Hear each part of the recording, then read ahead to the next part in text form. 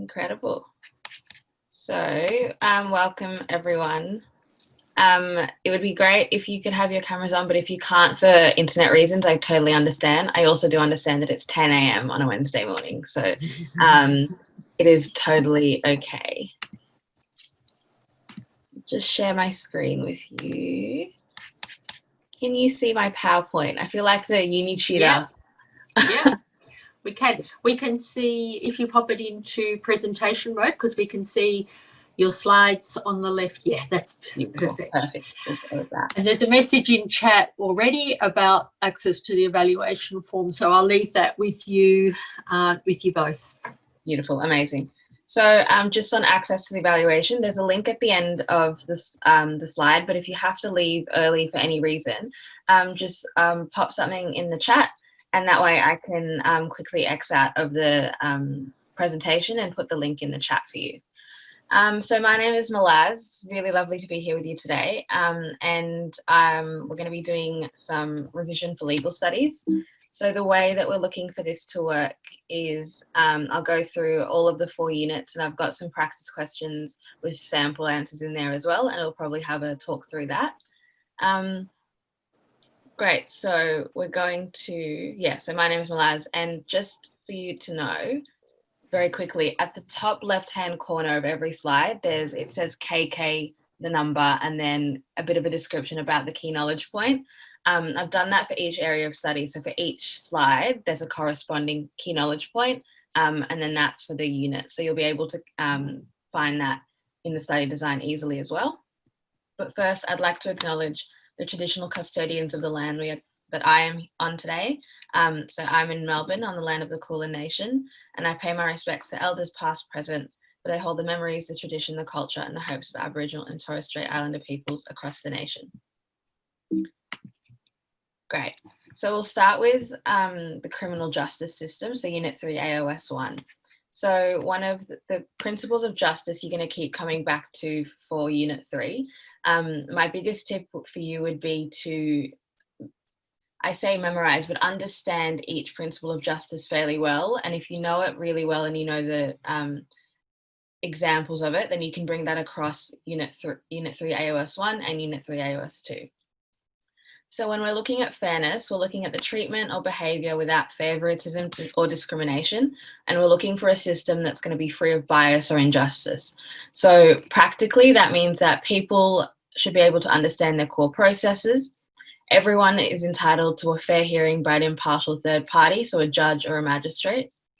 Both sides must have an opportunity to present the facts.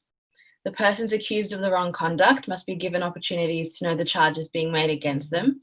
And we're trying to make sure that the trial processes actually facilitate a fair hearing.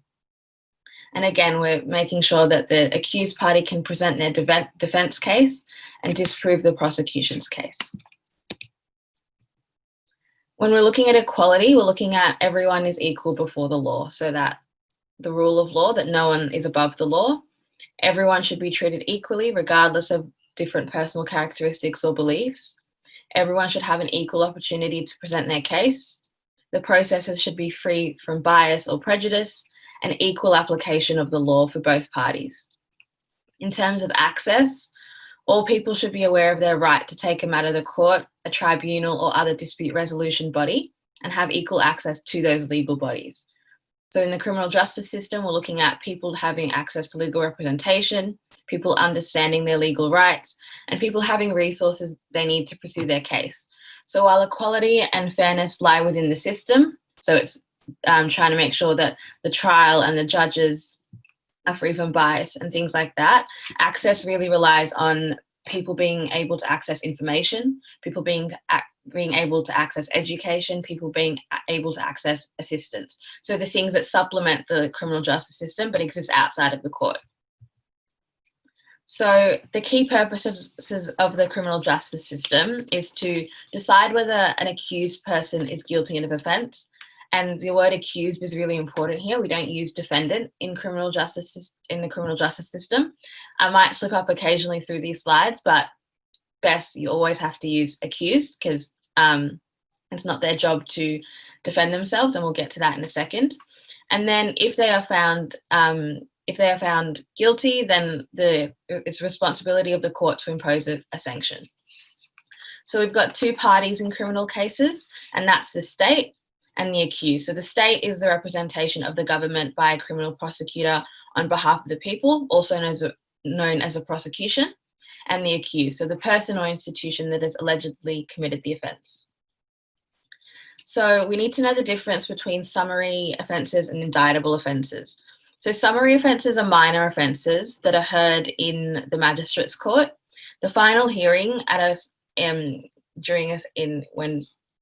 when considering a summary offence is known as a hearing as opposed to a trial. Examples include drink driving, disorderly conduct, and minor assaults. And for summary offences, there is no trial by jury. Indictable offences, on the other hand, they're serious criminal offences that are heard by a judge and jury if the accused pleads not guilty to the crime in the county and Supreme Courts, and then they can be appealed higher. The final hearing is known as a trial, and examples include culpable driving, homicide offences, and drug trafficking. Now, we also have indictable offences heard summarily, and they're serious offences which can be heard in the Magistrates Court as if they were summary offences, but only if the state and the accused agree.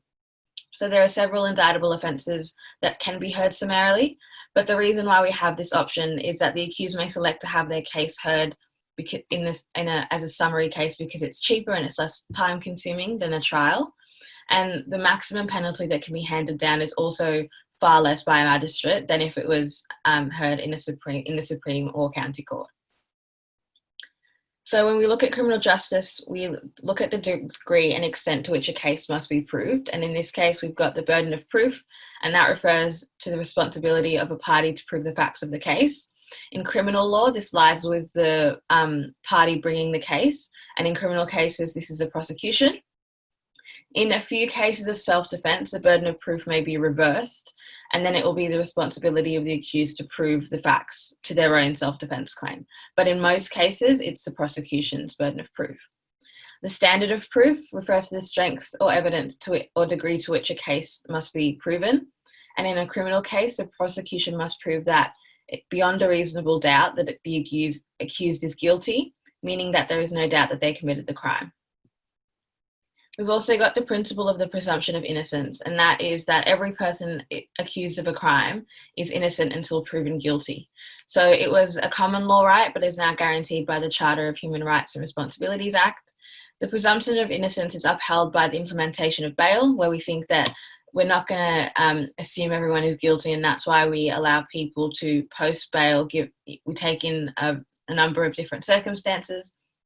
And that means that they can exist within society if the crime that they're accused of committing is not seen as violent.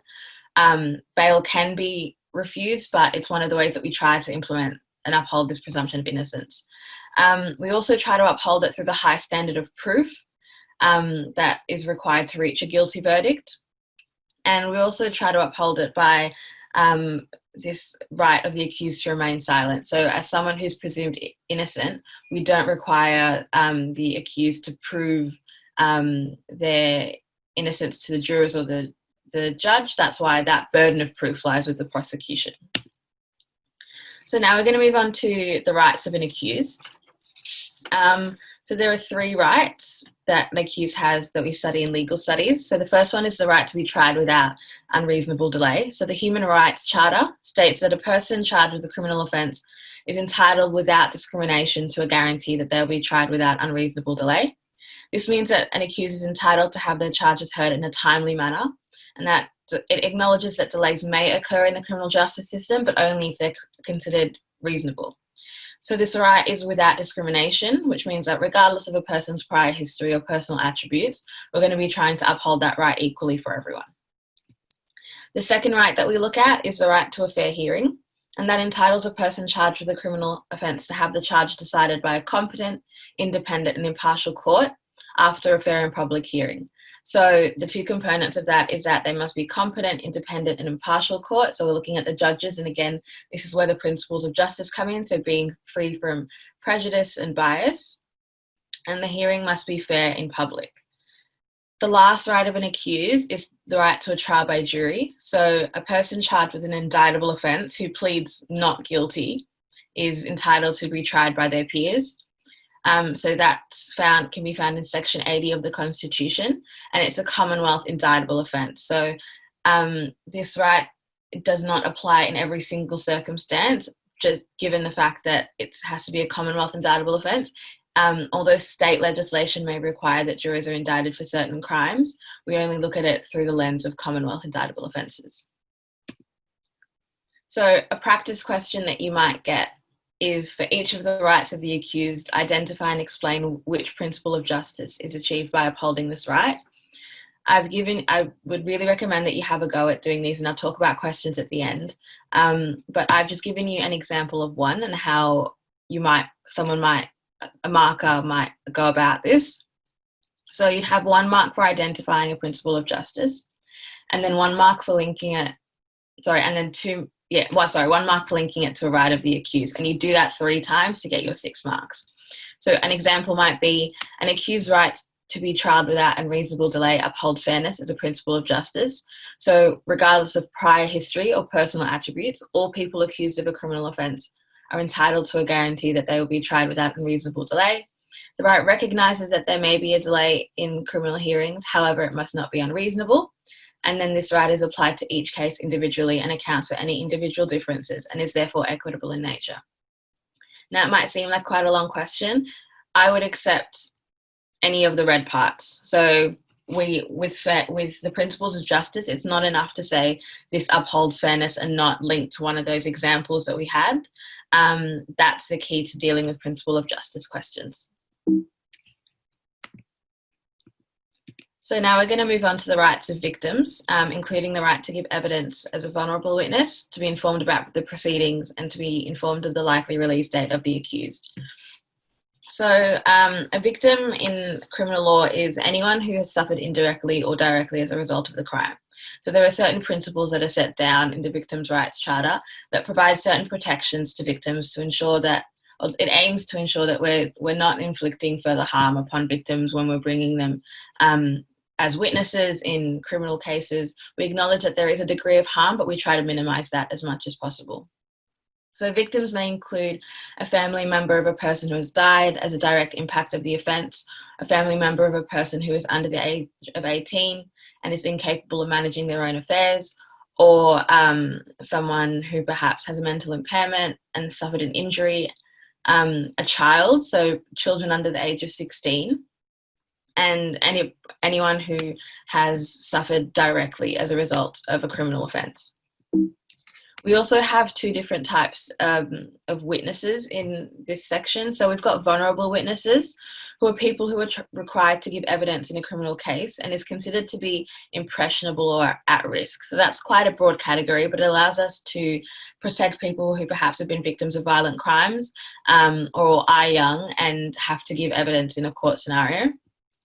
And protected witnesses, so a person who is to give evidence in a sexual offence or family violence offence case and is either the complainant, so the person who's directly been affected, a family member of the complainant or the accused, or any other witness the court declares to be a protected witness. So the right to give evidence as a vulnerable witness, there are 4 different ways that we can exercise this. So we can exercise it through alternative arrangements, and that's direct alternative arrangements for sexual offences, family violence offences, sexual exposure, and obscene, indecent, or threatening language or behaviour in public offences. So the ways that we might exercise this is the witness can give evidence from a place other than a courtroom, so they can be in a different room and give evidence through CCTV. You might use a screen to remove the direct line of vision. You might decide to have a support person there. And the complainant in these cases is automatically awarded these protections unless they don't want them. So the purpose of this is to ensure that the witness is protected from any unnecessary contact with the accused and that no additional trauma is endured, and reduces the likelihood of unreliable evidence. So we look at protected witnesses as well, and this is for sexual or family violence offences. The protected witnesses must not be cross-examined by the accused in cases where the accused is self-represented. So if you have a case where the accused is self-representing themselves, it would be very unreasonable to then put the victim through being cross-examined. So in a scenario where the accused is asking the victim questions in front of the entire court. That might be intimidating, and it might mean that the evidence that is actually given jeopardizes the case because of intimidation or the victim being scared. So instead, we require that the victim be cross-examined by the accused's legal representation. If the accused is self-represented the entire trial through, we require the judge can put the trial on hold and have, for example, they might access a lawyer through VLA, so Victorian Legal Aid, just for the section where they require cross-examination. Another way that we try to protect victims is through disallowing improper questions. So the court has the power when a vulnerable witness is being examined to disallow improper questions, and this includes questions that are confusing, harassing, intimidating, offensive, or humiliating. Finally, we have special arrangements for people under the age of 18 or with cognitive impairments. So this is available to individuals who, in sexual offences, indictable offences involving assault on or injury or threat of injury to a person, and offences involving minor assaults where the assaults relate to one of the above offences. So it's a very big, broad category. The testimony can be given through examination in chief, audio, or recording. We can have additional protections, such as the accused and the complainant are in separate rooms or giving evidence through CCTV. And again, the purpose is to reduce the exposure of vulnerable witness to the accused and the formality of the courtroom, and reduce the fear that they may have as a result of giving evidence. But this one specifically also recognises the vulnerabilities in children and people with cognitive impairments. So we're trying to protect them as much as we can in the courtroom. And then the final right of victims is the right to be informed about the proceedings. So the Victim Rights Charter recognises that persons adversely affected by a crime are entitled to certain information about the proceeding and about the criminal justice system. So investigatory, prosecuting and victim service agencies are required to give clear, timely and consistent information and resources. This might include details of the offence charged, the date and place of the hearing if the victim wanted to be there, the outcome of the proceeding, and if any sentence was imposed. They're also entitled to know things like if the case was dropped, why. And they're entitled to know this information to the extent that it doesn't hinder or jeopardise the case and the ability of the case to move forward in a fair and equal manner on the accused right as well, because we don't want the rights of the victims to undermine the rights of the accused in the criminal justice system. And we also have the right to be informed of the likely release date of the accused. So we're looking at a person who is a victim of a criminal act of violence might apply to be included on a victims register and be entitled to know of the offender's likely release date. So they're entitled to information such as if they're released on parole, the length of their sentence, or if the offender escapes from prison. Examples of criminal acts of violence include kidnapping, stalking, aggravated burglary, or rape and other sexual offences. So now we move on to the role of legal institutions or institutions in the community to assist an accused, including VLA and Victorian community legal centres. So the High Court has ruled that if a person is charged with a serious indictable offence and they can't afford legal representation, then we have to they're required to have it in order to move forward with the case. Now, they can elect to be self-represented, but if they want a lawyer, then they're entitled to a lawyer. In many cases, people can't afford can't afford lawyers through private services because they can be really expensive. So we have institutions in the community, such as VLA and CLCs, to provide, to fill in the gap where we can. So VLA is a government agency that provides free legal advice to the community and low cost or no cost legal representation for people who can't afford to pay for a lawyer. So their purpose is to make a difference by resolving and preventing legal problems and encouraging a fair and transparent legal system. So their role is to provide legal aid in the most effective, economic and efficient manner, to manage resources, to make legal aid available at a reasonable cost for the community and on an equitable basis throughout Victoria, and to provide the community with improved access to justice and legal remedies. So I've made this little table which sort of shows you the different types of assistance that legal aid can provide. So we're looking at, they can provide free legal information, and that's through publications and resources And that's available to everyone. So most of the time you can call and they can arrange for information to be given to you, or that you can find a lot of it online. So free legal advice they can provide in person, over the phone, and through perhaps video conferencing. And that's available to the people who need it the most. So we're looking at the most disadvantaged populations in our community. So examples might be people who are homeless, people with disabilities, people at risk of family violence, or people who just can't afford to pay for a private lawyer. So they also provide free duty lawyer services, and that's helping people at court with hearings on the same day. So as opposed to continual legal assistance and representing people in court through the duration of a trial, a duty lawyer might help someone on the day with a fine in the Magistrates Court. So they can represent people in court, and they can represent people for summary offences in the Magistrates and Children's Court. They have a fact sheet which is available to all people, but legal representation for those who meet an income test. So the income test determines if a duty lawyer can represent the accused.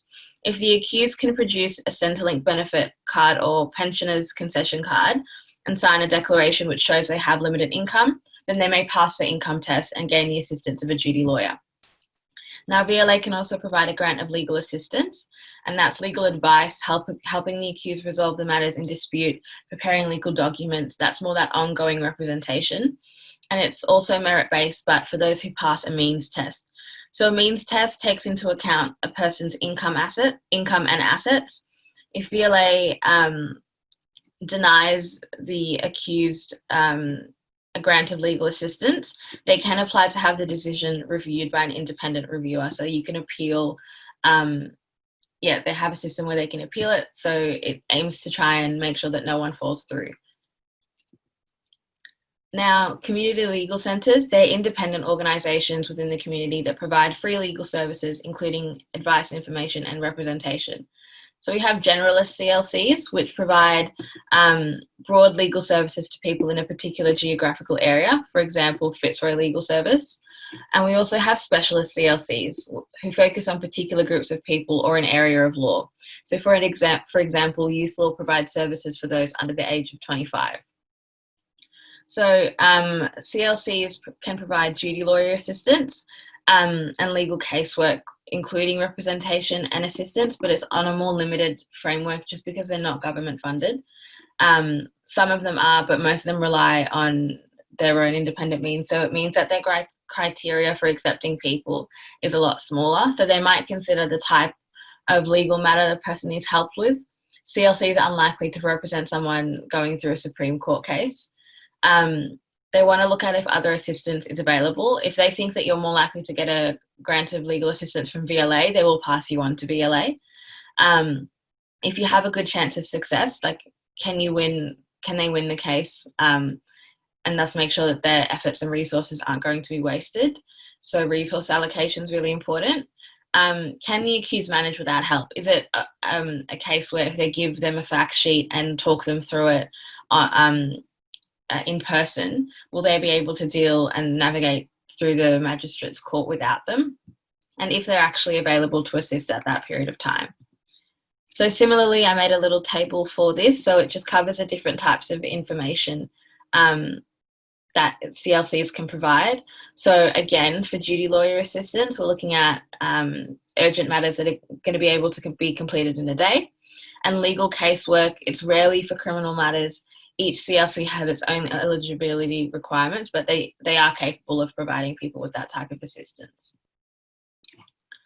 So we're moving on to the purposes of committal proceedings. So a committal proceedings refers to processes and hearings that take place in the Magistrates Court for indictable offences prior to the trial's commencement. So a committal hearing is a hearing that's held as part of the committal proceeding. And at a committal hearing, the magistrate will decide whether there's sufficient evidence to support a conviction for the offence charged. So we're looking to achieve a few things at committal hearings, but that's the main goal. So we're looking at perhaps whether the indictable offence can be heard and determined summarily. We're looking at, does the accused intend to plead guilty or not guilty? There's the opportunity for the accused and the accused legal representation, if they have legal representation, to question the prosecution's witnesses and make submissions about the charges, and deciding if prima facie exists, and that is whether there is enough evidence to support a conviction for the offence charged later in court. So we're trying to ensure a fair trial by trying to make sure the prosecution's case is actually disclosed and known to the accused. We're giving the accused the opportunity to hear and read the evidence and cross-examine any potential witnesses. We're allowing the accused to put forward a case, and we're allowing the accused to properly prepare and present a case if they decide to go to trial. And we're making sure that the issues to be argued are defined. We don't want any ambiguity when we're reaching the trial stage. We want to know why the accused is being put on trial. So the strengths and weaknesses so you might be required to evaluate or discuss the role of committal proceedings in the criminal justice system. And I'll come back to this at the end as well, but your task words are really, really important. Knowing the difference between a discuss and an evaluate and a describe and an identify and an explain is what's arguably, I think, going to help you get those marks. So if we're looking at discuss, we're looking at giving strengths and weaknesses of a certain concept or stage of a topic. And then you don't have to give an opinion, but we're looking at making sure that we're having some sort of argument. Some questions are discussed to the extent of, so for example, discuss to the extent to which committal proceedings are able to uphold one principle of justice. And in those cases, I would highly recommend that you don't sit on the fence and that you don't go either way. So my go-to was always to a limited extent or to some extent, because it means that you can still have a bit of an argument both ways.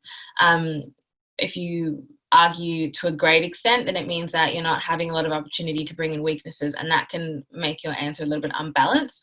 So if you go somewhere in the middle, but just on either side, it means that you have more to talk about. It's in your favour in the end. So for committal proceedings, the strengths is that we're saving the time and resources of high courts by filtering out weaker cases. So if cases don't have prima facie, if they don't have enough evidence to support a conviction, we stop the whole process at the Magistrates Court and we save the resources of the Supreme and county courts. Committal proceedings also allow for the accused to be informed of the case against them. And again, this upholds, if you're looking at principles of justice, fairness, and perhaps also access, because they have the information they need to pursue their case. And the accused can test the strengths of the prosecution's case. Weaknesses is that it's a very complicated process. It requires cross-examination of witnesses, lawyers are coming together, the prosecution is coming together. It's quite a lengthy process. It can contribute to stress and trauma experienced by the victims if the victims are giving evidence in the hearing phase and also in the trial in front of a jury later on. And it may be unnecessary for stronger cases if there's obviously enough evidence for the case to go forward, then perhaps we don't need to have a committal proceeding. So plea negotiations are also an element of the criminal justice system, and these are discussions between the prosecution and the accused about the charges against the accused. So you can have them for summary or indictable offences, and they can result in an agreement about the charges that the accused will plead to.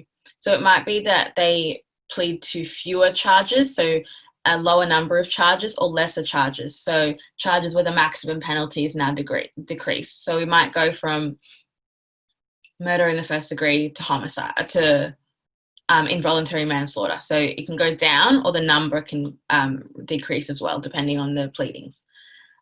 So they usually occur when the accused or lawyer indicates willingness to discuss charges, and the negotiations are made on a without prejudice basis. And this is really important because it upholds our principles of equality and fairness. We're saying that any offers that are made in this stage, if the prosecution or the accused choose not to go through with them later on, you can't hold that against either party in court. So the purpose is to resolve a case by ensuring a plea of guilty to a charge that adequately reflects the crime that was committed. We're trying to achieve a prompt resolution to a criminal case without the cost, time, stress, trauma, and inconvenience of a criminal trial or hearing. And we're trying to relieve victims of the burden and trauma of giving evidence. So it saves costs associated with the full trial or hearing. It ensures prompt determination of a case, and there's a chance of a reduced sentence for the accused. However, The victims and the community might feel that the offender was let off or will get a lenient sentence. The accused might feel pressured into accepting a deal, and it avoids the need to prove the case beyond a reasonable doubt. So a sentence indication is a statement made by a judge to an accused about the sentence they could receive if they plead guilty to an offence at a particular point in time. So for indictable offences, the accused must apply for a sentence indication, the prosecution has to consent, and it's an indication to whether an immediate sentence of imprisonment is likely to be imposed. But for summary offences, they can be given at any time by the Magistrates Court. There's no need for the prosecution's consent. It's an indication as to whether a sentence of imprisonment or a sentence of another type is likely to be imposed. And if the accused pleads guilty at the first available opportunity, the court must not impose a more severe type of sentence than the type of sentence indicated. So if it was indicated to an accused that they would receive a CCO, so community corrections order, with certain conditions, then they're not going to be able to get a sentence higher than that, a type of sanction higher than that. So the purpose is to provide the accused with some clarity about the sentence. It may mean that the accused pleads guilty, and again, we're saving resources of the court. It might allow closure for victims' families, so it signifies remorse and responsibility, and there's a possibility of a lesser sentence for the accused. So it saves the costs associated with a full hearing. The accused is not bound to accept the sentence, which is a strength, and there's also a chance of a reduced sentence for the accused. Now, the weaknesses: the judge isn't obliged to grant the accused results for indictable offences. Also, for indictable offences, the prosecution has to give consent, and it also might deny the right of a victim to provide a victim impact statement because you're not going to the full trial process. So our reasons for a court hierarchy. So courts are ranked based on their severity and complexity of cases, and each court has its own jurisdiction to hear criminal cases. So the power of a court to hear a case for the first time is known as the original jurisdiction. And then the ability of the court to hear a case in which a decision is being reviewed or challenged on a particular ground is known as the appellate jurisdiction. So in terms of specialization, certain courts specialize in different things, and that just means that they develop expertise in that area, and it means that they become more efficient. So the same types of cases come through the courts. It means the judges are aware of the precedent and the common law in that area. They're also more familiar with the statute law. So Magistrates Court, its original jurisdiction is all summary offences and indictable offences heard summarily, and then components of the committal proceedings that we talked about earlier, and bail applications and warrant applications. The County Court, its original jurisdiction is offences except murder, attempted murder, certain conspiracies and corporate offences, so the really perhaps more violent, serious offences that are heard then in the Supreme Court Trial Division. And the Supreme Court Court of Appeal has no original jurisdiction. So the Magistrates Court has no appellate jurisdiction, but it has the County Court has appellate jurisdiction from the Magistrates Court on conviction or sentence. The Supreme Court Trial Division has appellate jurisdiction from the Magistrates Court on point of law, so whether the either party thinks that the law was actually applied wrongly in this case. And then the Supreme Court Court of Appeal has appellate jurisdiction for appeals from the County Court or the Supreme Court Trial Division. So in terms of appeals, so if a party is dissatisfied with the decision made in a criminal case, they can take the matter to a higher court to challenge the decision if there are grounds for an appeal. The system of appeals provides fairness through allowing for any mistakes made in the original decision to be corrected. If there were no higher courts, we couldn't facilitate appeals because there would be no higher courts to appeal to. And then grounds for an appeal include on question of law, so if the laws haven't been followed, on conviction, so whether the guilty or not guilty, if that's what you're questioning. And then you can also appeal on the severity or leniency of the sanction that was imposed. So the responsibilities of different parties in a criminal trial. So the judges, they have to act in accordance with the court's rules and impartially and not favour any side, and that comes back to our principle of equality. The judge has the responsibilities to manage the trial. So they can give directions during the trial. They decide on the admissibility of evidence. They attend to jury matters. So they might simplify or explain further the laws that are being applied to the case to the jury. And they hand down the sentence. In questions like these, I would recommend that you know at least three really well. And again, you only need to know that they manage a trial and an example, attending to jury matters and an example, and then you can weave that through your answer to just bulk it up a little bit. That's what my teacher used to say. So strengths of judges. So you might again be asked to evaluate or discuss the role of judges in a criminal trial. So because they're independent and impartial, they can't favour parties. That's a good thing.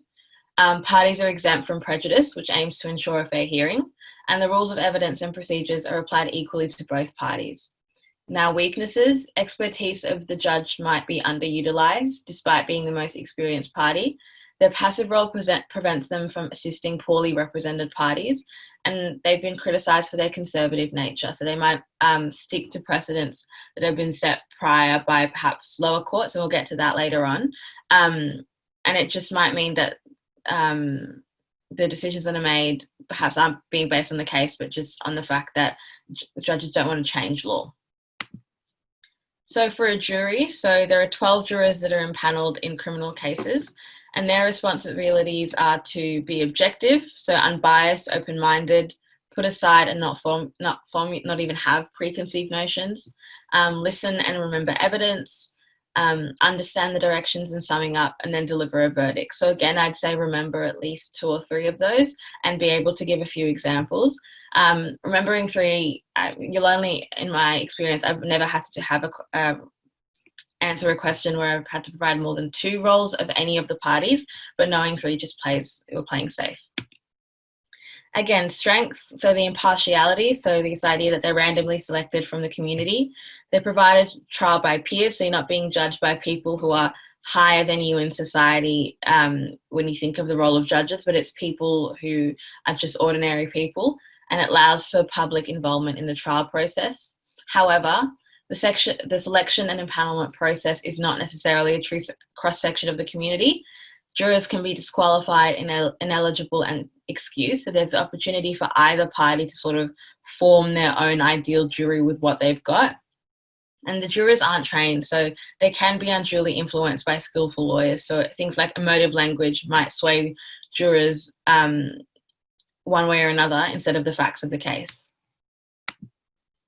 So the parties, so they're required to give an opening address, assist judge in jury matters, so the selection and empanelment process, present the case to a judge or jury, give a closing address, so sum up the evidence to the jury, and make submissions about sentencing. They have to attend trial. They have to make sure that they've researched the law. Now that's great because we empower parties to make key decisions about their cases. They're able to determine which evidence is actually relevant to upholding fairness and to trying to achieve the best outcome possible. And it's responsibility of parties to promote the case in the best light. However, parties may have vested interests, so the accused may not be interested in the truth, but just winning. The parties might not disclose all the evidence, which hinders ability to achieve justice, and legal representation is very expensive. So if people don't have adequate legal representation, then they might be already starting the race a little bit behind because they're just not aware of all the things that they can do. So legal practitioners, they're subject to various laws that require them to act in certain ways, but ultimately they have a duty to the court, and that's above and over their client. The main role of a barrister is to present the defence evidence and argue the accused case on their behalf. So they have to comply with the court, be prepared, advise the accused about their rights, and defend the accused irrespective of any personal beliefs. But they can choose not to, once they're in it and they're in the setting of a court, they have to act in a certain manner. Now that's great because parties have the opportunity to actually access legal representation and engage them. And in theory, they should be available to everyone regardless of socioeconomic status. And you can argue that by saying that we do try to provide organisations and institutions like VLA and CLCs and the free information and the in-phone and video conferencing services and things like that to try and uphold that. However, the high cost of legal representation reduces access. If people can't access legal representation and they don't pass a means test to receive a grant of legal assistance, then they might be forced to self-represent. And research has also identified that without legal representations, there are higher chances of convictions, potentially purely not because people have done anything wrong, but perhaps the way that the prosecution, it's an uneven standing. So the purposes of sanctions. So the purpose is, we have a Sentencing Act, and the purpose of that act is to promote consistency. So the whole point of having a range of purposes that guide the way that we sanction people is that we're trying to promote this sense of, we take into account individual differences, but we still want a whole sort of sense of uniformity in the way that we're trying to achieve justice. So there's also this concept of the principle of parsimony. So it outlines how judges must take the purposes of sentencing into consideration when imposing a sentence, but they must not impose a sentence that is more than necessary to achieve the purposes of the sentence imposed.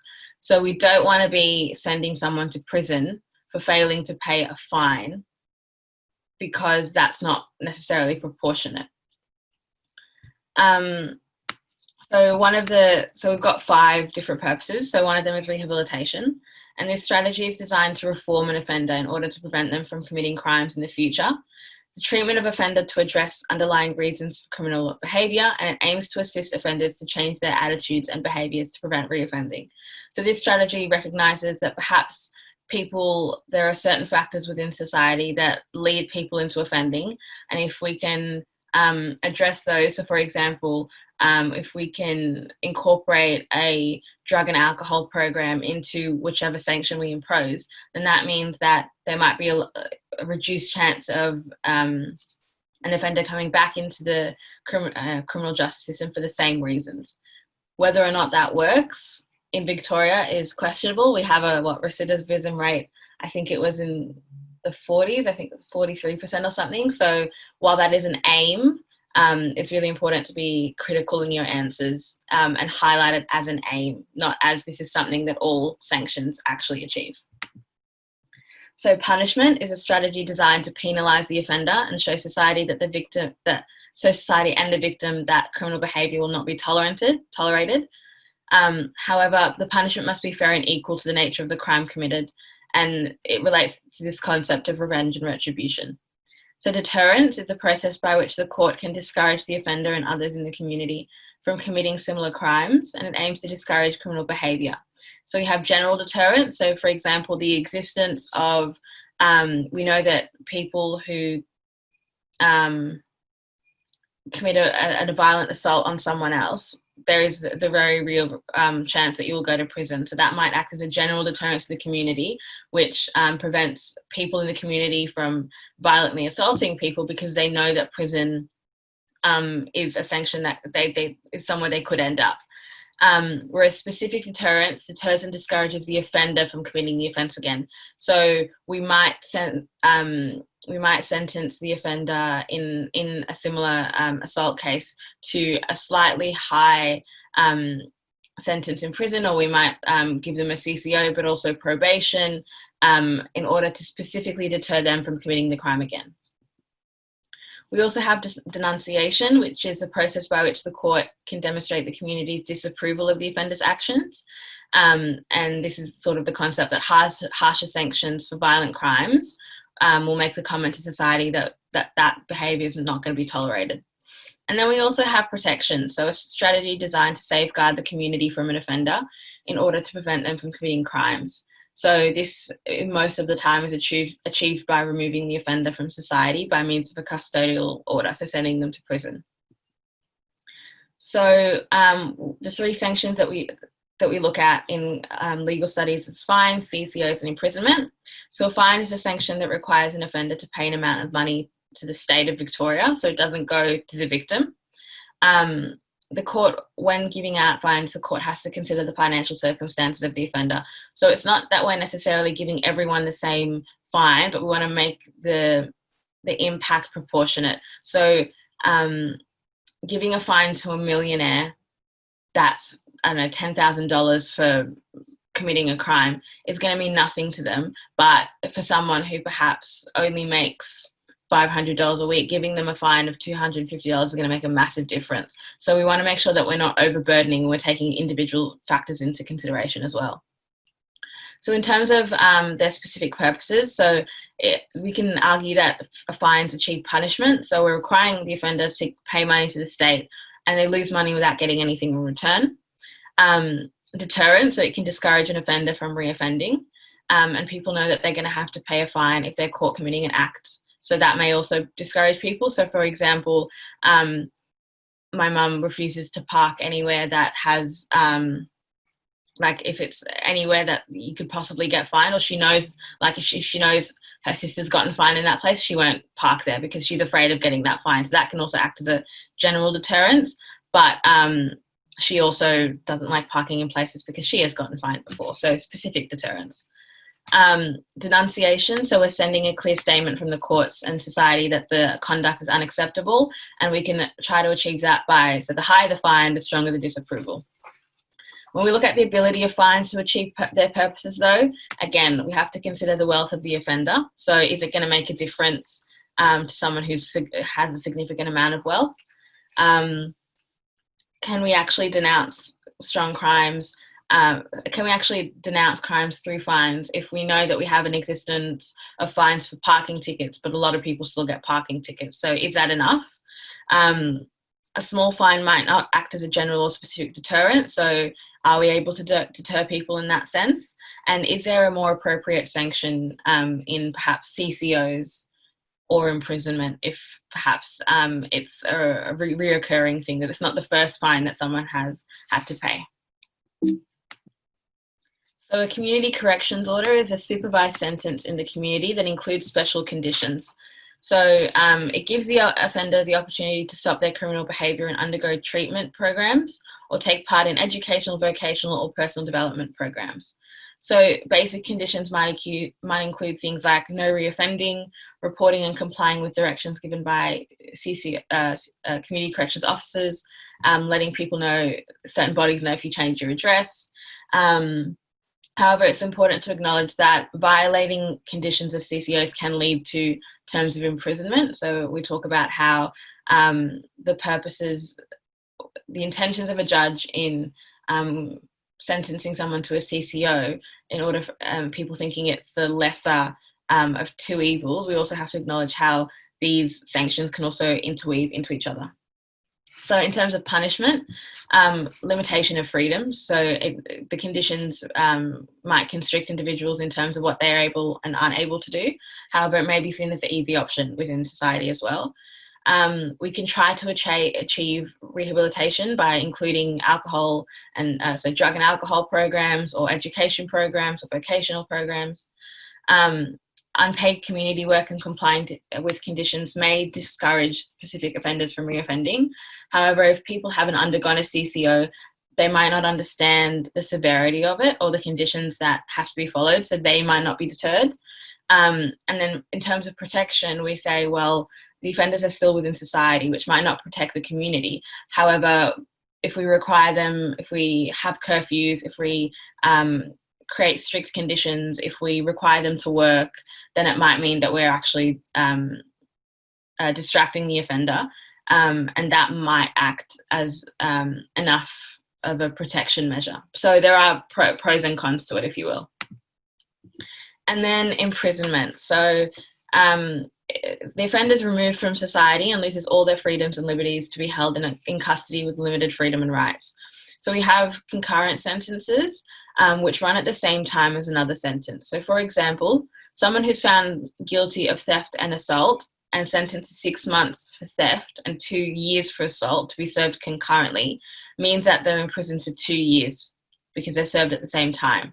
Whereas a cumulative sentence, one that is served straight after another sentence, using that same example, they would serve a sentence of 2 years and 6 months. So they run one after each other. So you finish one and then you'd start the other. The court has the option of imposing an aggregate sentence, so it applies to more than one offence. An offender has Yeah, so if an offender has been convicted of more than one related offences, they can give an aggregate sentence instead of sentencing for each separate one. And then the court also has the option of indefinite terms in prison, which can be imposed for people convicted of serious offences in the county court and the Supreme Court.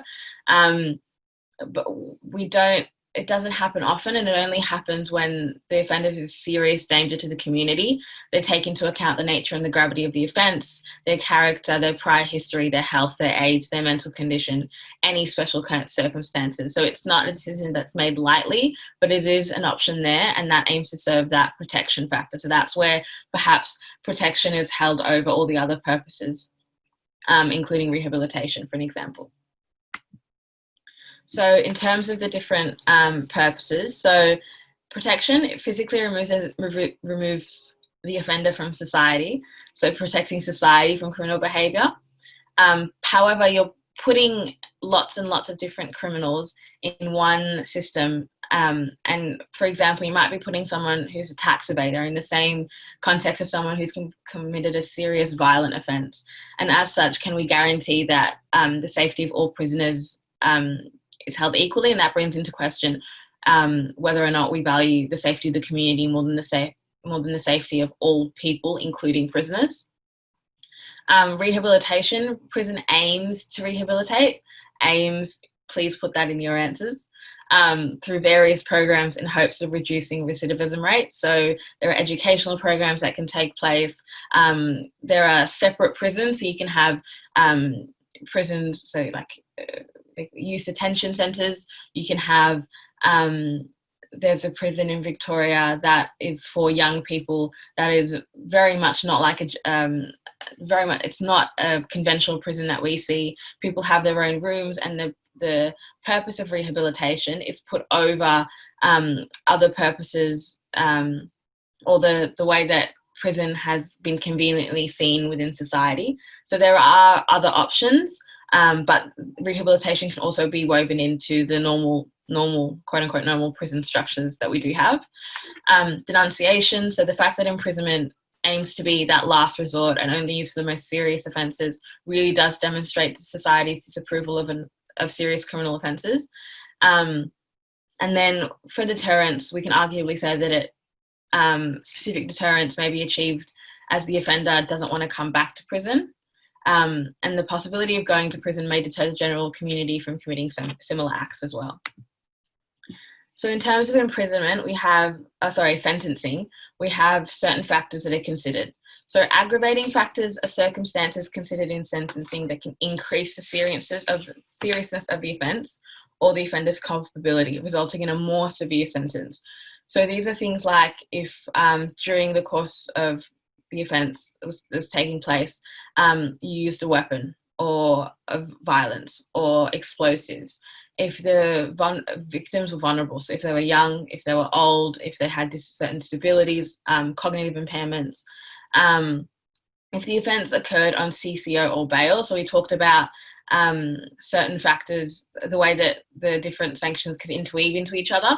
And because they do make it very, very explicit during the course of CCOs or bail that breaking any of these conditions may result in a term of imprisonment, and because it's made so clear to the accused in most cases, the court takes that very seriously when considering sentencing. On the flip side, though, we have factors that actually reduce the seriousness of the offence or the offender's culpability, and it leads to a less severe sentence. So, for example, if the offender cooperates with police and makes full admissions, if the offender decides to plead guilty at the earliest possible opportunity, if the offender shows efforts towards rehabilitation while awaiting sentence, if those things are taken also into consideration, so they might lessen the sentence that is given. We also consider guilty pleas. So they're considered when sentencing, and also depending on how far into the case. So again, the earlier that you plead guilty, the likely it is that you will receive a lesser sentence. And if you were to plead guilty right before the verdict was given out in the trial, again, we're looking at, it provides benefits for the criminal justice system, victims and the accused, and it reduces the expense, time trauma and stress of a full trial. And we also consider victim impact statements. So when sentencing an offender, the court must consider the impact of the offence on any victims. It might contain particulars of any injury, loss or damage suffered by the victim as a direct result of the offence, and its purpose is to assist the court when deciding on the sentence and allow the victim a voice. So we have different factors that contribute to the criminal justice system's ability to achieve the principles of justice. So in terms of cost factors, again, we've briefly mentioned that legal representation being so expensive and it being very difficult to pass an income or a means test means that there's less, it's a disadvantage to people who know nothing about the criminal justice system. The availability of legal aid, they've got a very tight budget. And it means that lack of funding in agencies mean that they further have to restrict their criteria, and it means that not everyone is getting the support that they need. And then assistance for self-represented parties. So it creates challenges for both the courts and the parties, as it might take longer overall for the hearing or the trial to take place because the accused is learning at the same time as the trial is going on. The time factors, we look at delays in preparing a case for a hearing or trial. So giving evidence, locating and interviewing witnesses, determining charges from case to case takes a long time.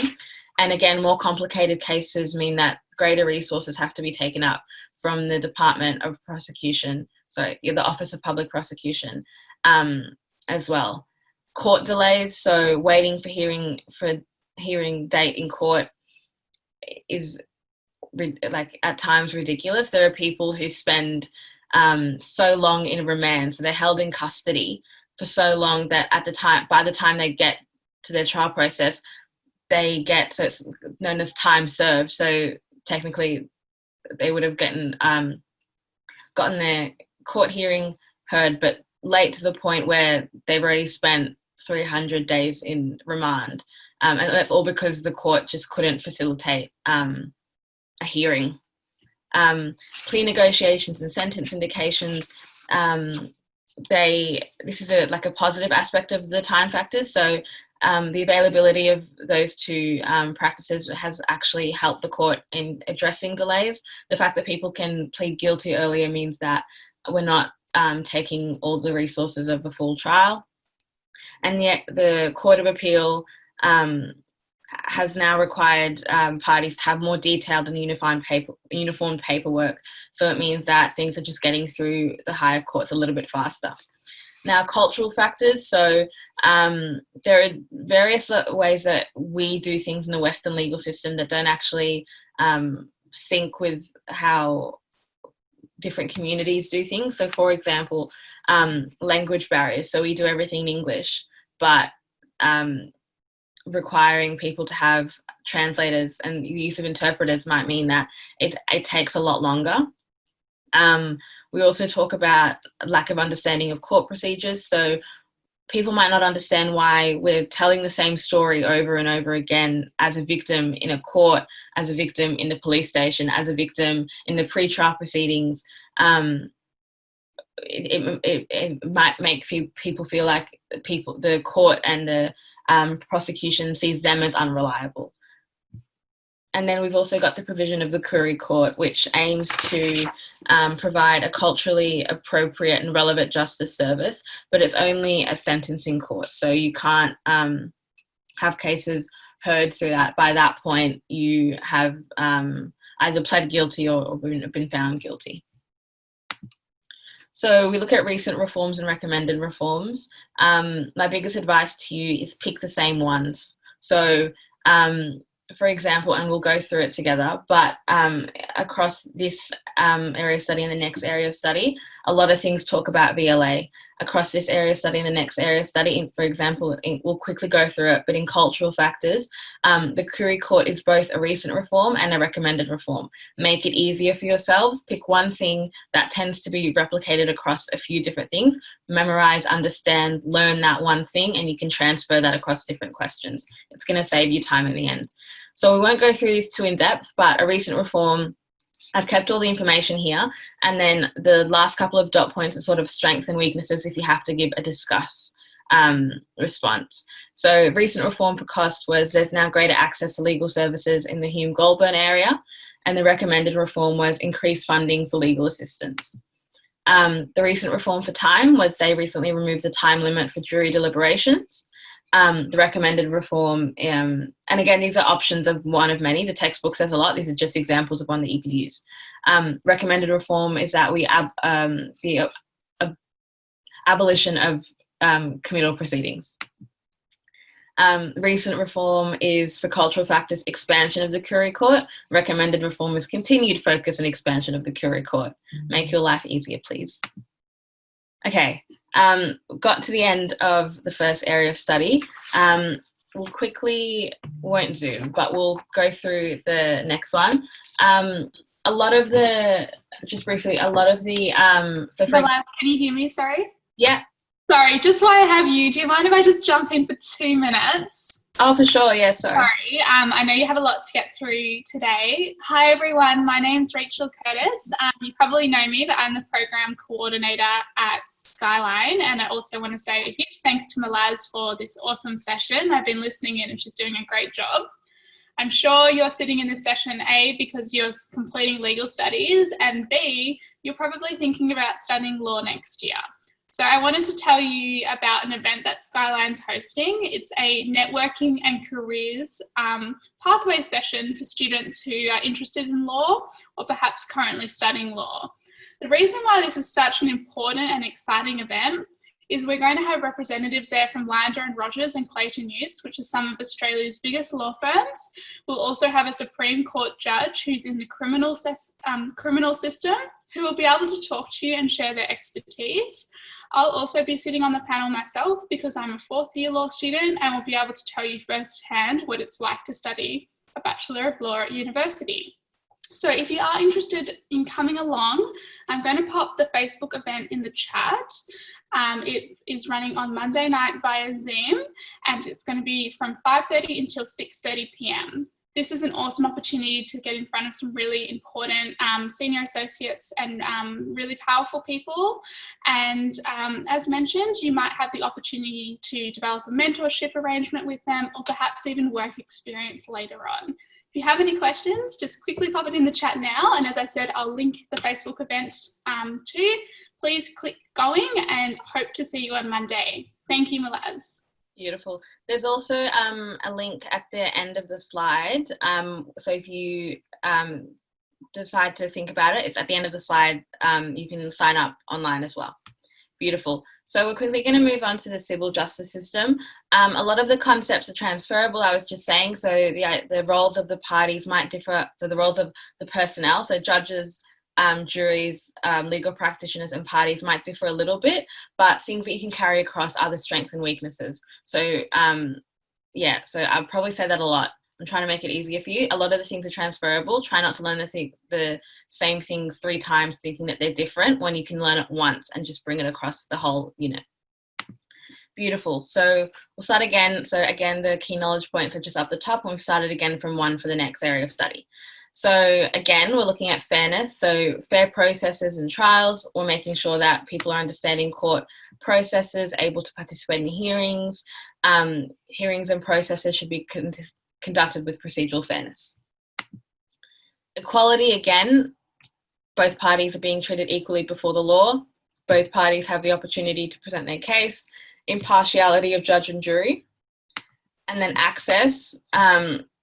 We're making sure that everyone is able to understand their legal rights, getting information about their claim, using the procedures, methods, and institutions that resolve a civil dispute, because we moved on to civil law, including courts, tribunals, and bodies that provide legal advice, education, information, assistance, and representation. Beautiful. So in civil law, the parties to a case or a claim, as it might also be called, are the plaintiff, so the party who commences a civil action, and the defendant, so the party who's alleged to have infringed the rights or caused the wrongdoing. So again, the burden of proof is the responsibility that one party has to prove the facts of the case. It's the plaintiff's responsibility to show that the defendant was in the wrong. They have the burden of proof. So it's a responsibility of the person bringing the case forward. And just to juxtapose, in criminal cases, prosecution brings the case forward, civil cases, plaintiff brings a case forward. In the case of a counterclaim, so where the defendant is making a direct claim against the plaintiff, they will have the onus of proving that claim. So it's similar to this notion of self-defense in criminal cases. If the defense bring up a counterclaim, then they will have the responsibility to prove that in front of the court.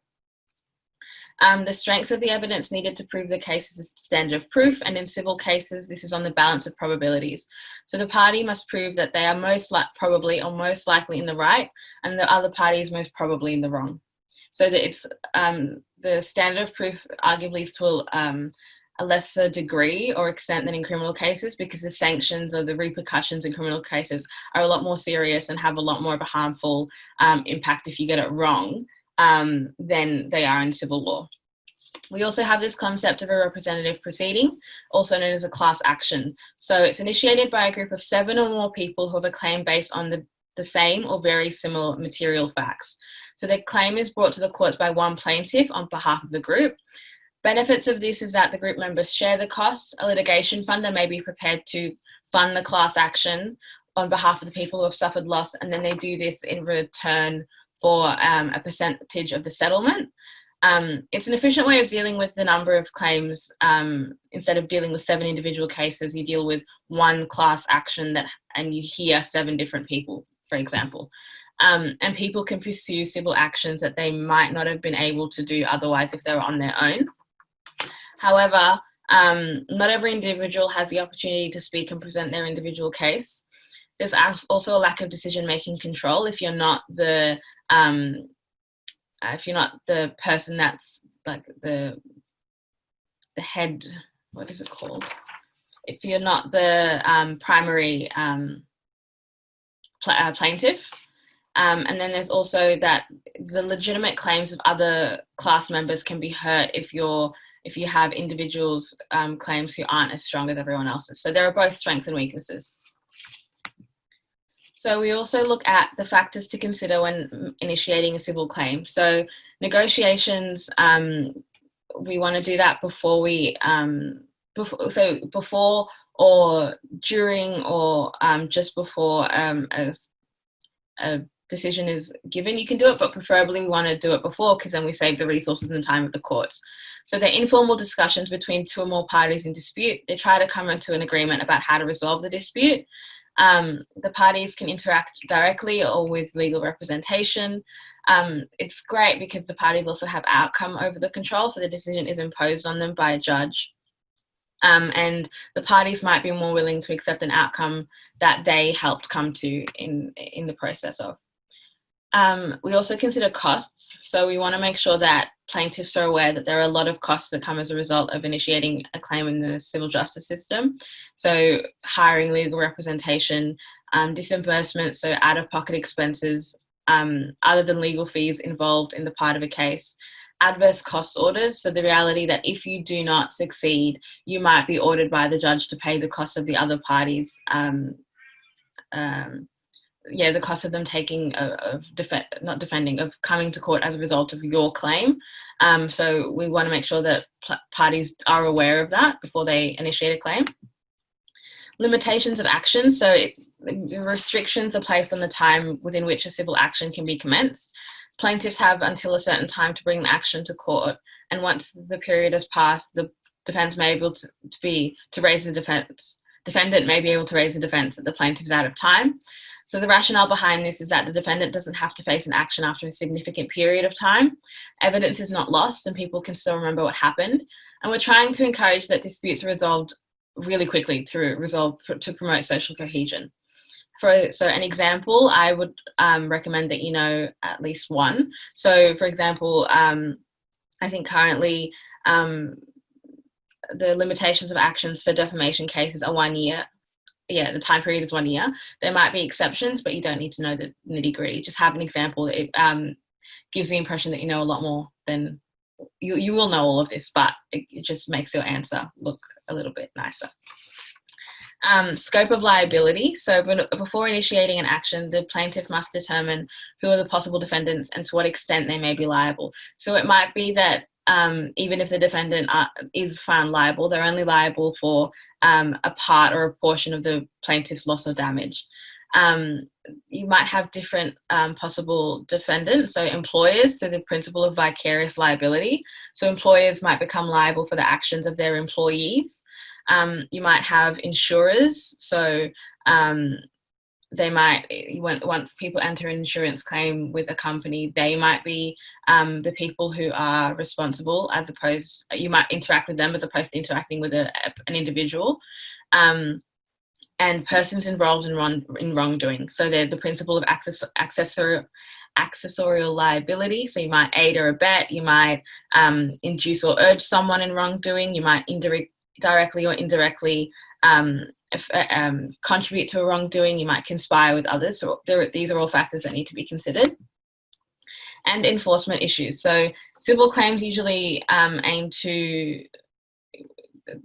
resolved by obtaining a remedy, so getting money, and the plaintiff needs to consider, well, does the defendant have the money? Can they pay? Will they pay? Are they bankrupt? Do they have assets? Are they overseas? Can we actually contact? Can we find the defendant?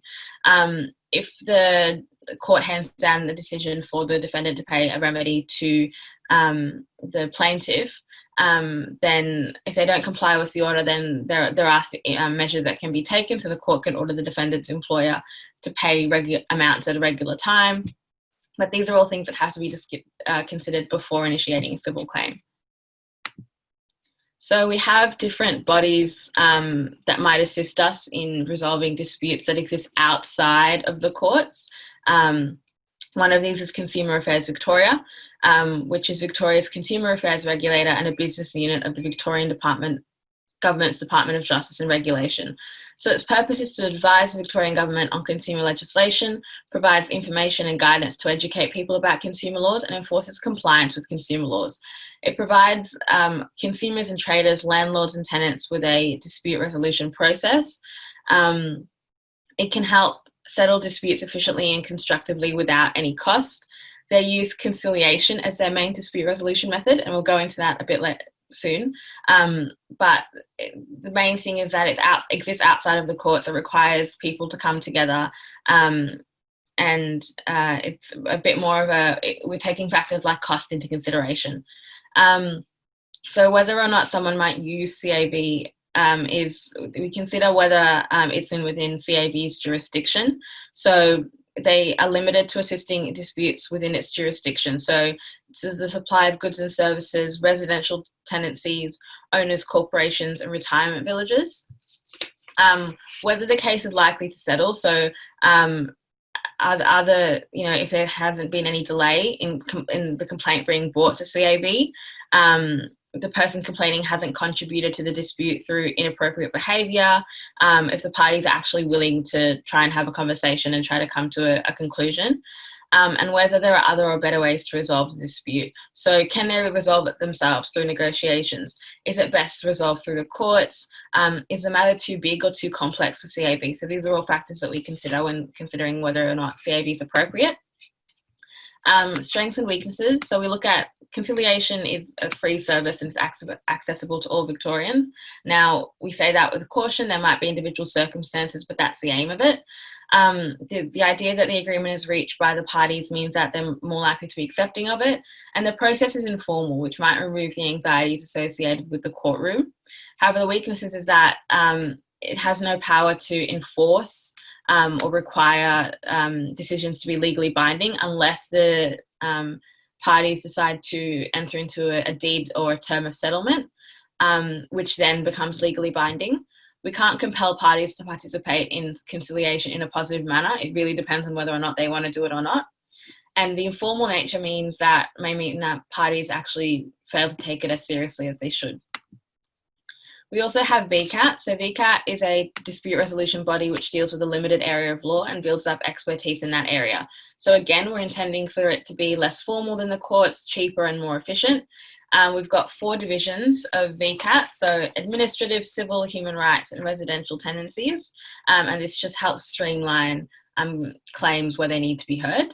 So the purpose is to provide Victorians with a low-cost, accessible, efficient and independent tribunal, delivering high-quality dispute resolution processes, providing parties with an alternative to court to resolve certain types of civil disputes and use various dispute resolution methods. If you would get a question about Vcat, I would highly recommend having at least 2 of those descriptions, knowing them a little bit more in depth. So for example, if you had to justify why Vcat was low cost, you would say, well, there's a small amount to actually file a claim.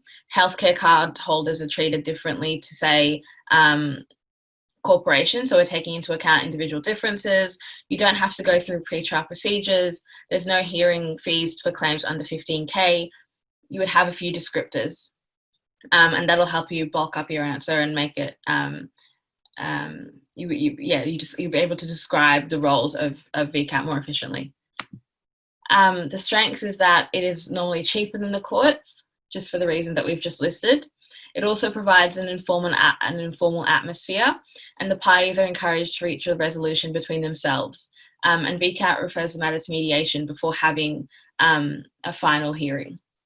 So for large and complex claims, however, Vcat is probably not the most appropriate forum to resolve disputes, which means that people are forced to go through the courts when perhaps they don't have the financial means to do so.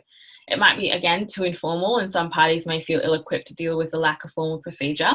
And Vcat has suffered long delays in some lists just because of the sheer volume of cases. Now, again, before I was saying about having similar things, notice how the strengths and weaknesses for CAB and Vcat are quite similar because they're bodies that provide similar sort of services. You might find that if you merge a few of the strengths and weaknesses and make them quite generalizable, and then you can hone in your answer, that might help you just not have, like, the sheer volume might help you cut down on the things that you have to revise. So this is a sample question. So if you were to compare the main dispute resolution processes used by CAB and Vcat to determine civil matters, I won't read it out, but I'll just point out a few things. So compare, we're looking at similarities and differences. It's 6 marks. If it was I've seen 8 markers and 10 markers that have a compare and discuss, I would probably then go similarities and differences, but you just point out differences within your answer. So for example, talking about conciliation in the first, with regards to CAB, and accentuating that conciliators can't make binding decisions, however, it can be legally enforceable, and also acknowledging that they can assist. Whereas when we talk about mediation with reference to Vcat, we're saying that in mediation, they can't make any suggestions. So that's enough. We've highlighted the difference between conciliation and mediation, but we've also come back to the similarity that there can be a legally enforceable deed of settlement if it's signed. Beautiful. So pleading. So civil pre-trial procedures, there are 3 that we look at. So pleadings involves a series of documents that are filed and exchanged between the parties to a court proceeding, and they set out and help clarify the claims and defences. So there's a statement of claim and a statement of defence, and its purposes is to require the party to state the main claims and defence, which aims to uphold procedural fairness. We don't want to ambush any side in court where they are completely unaware of evidence which may undermine their ability to actually put forward their case.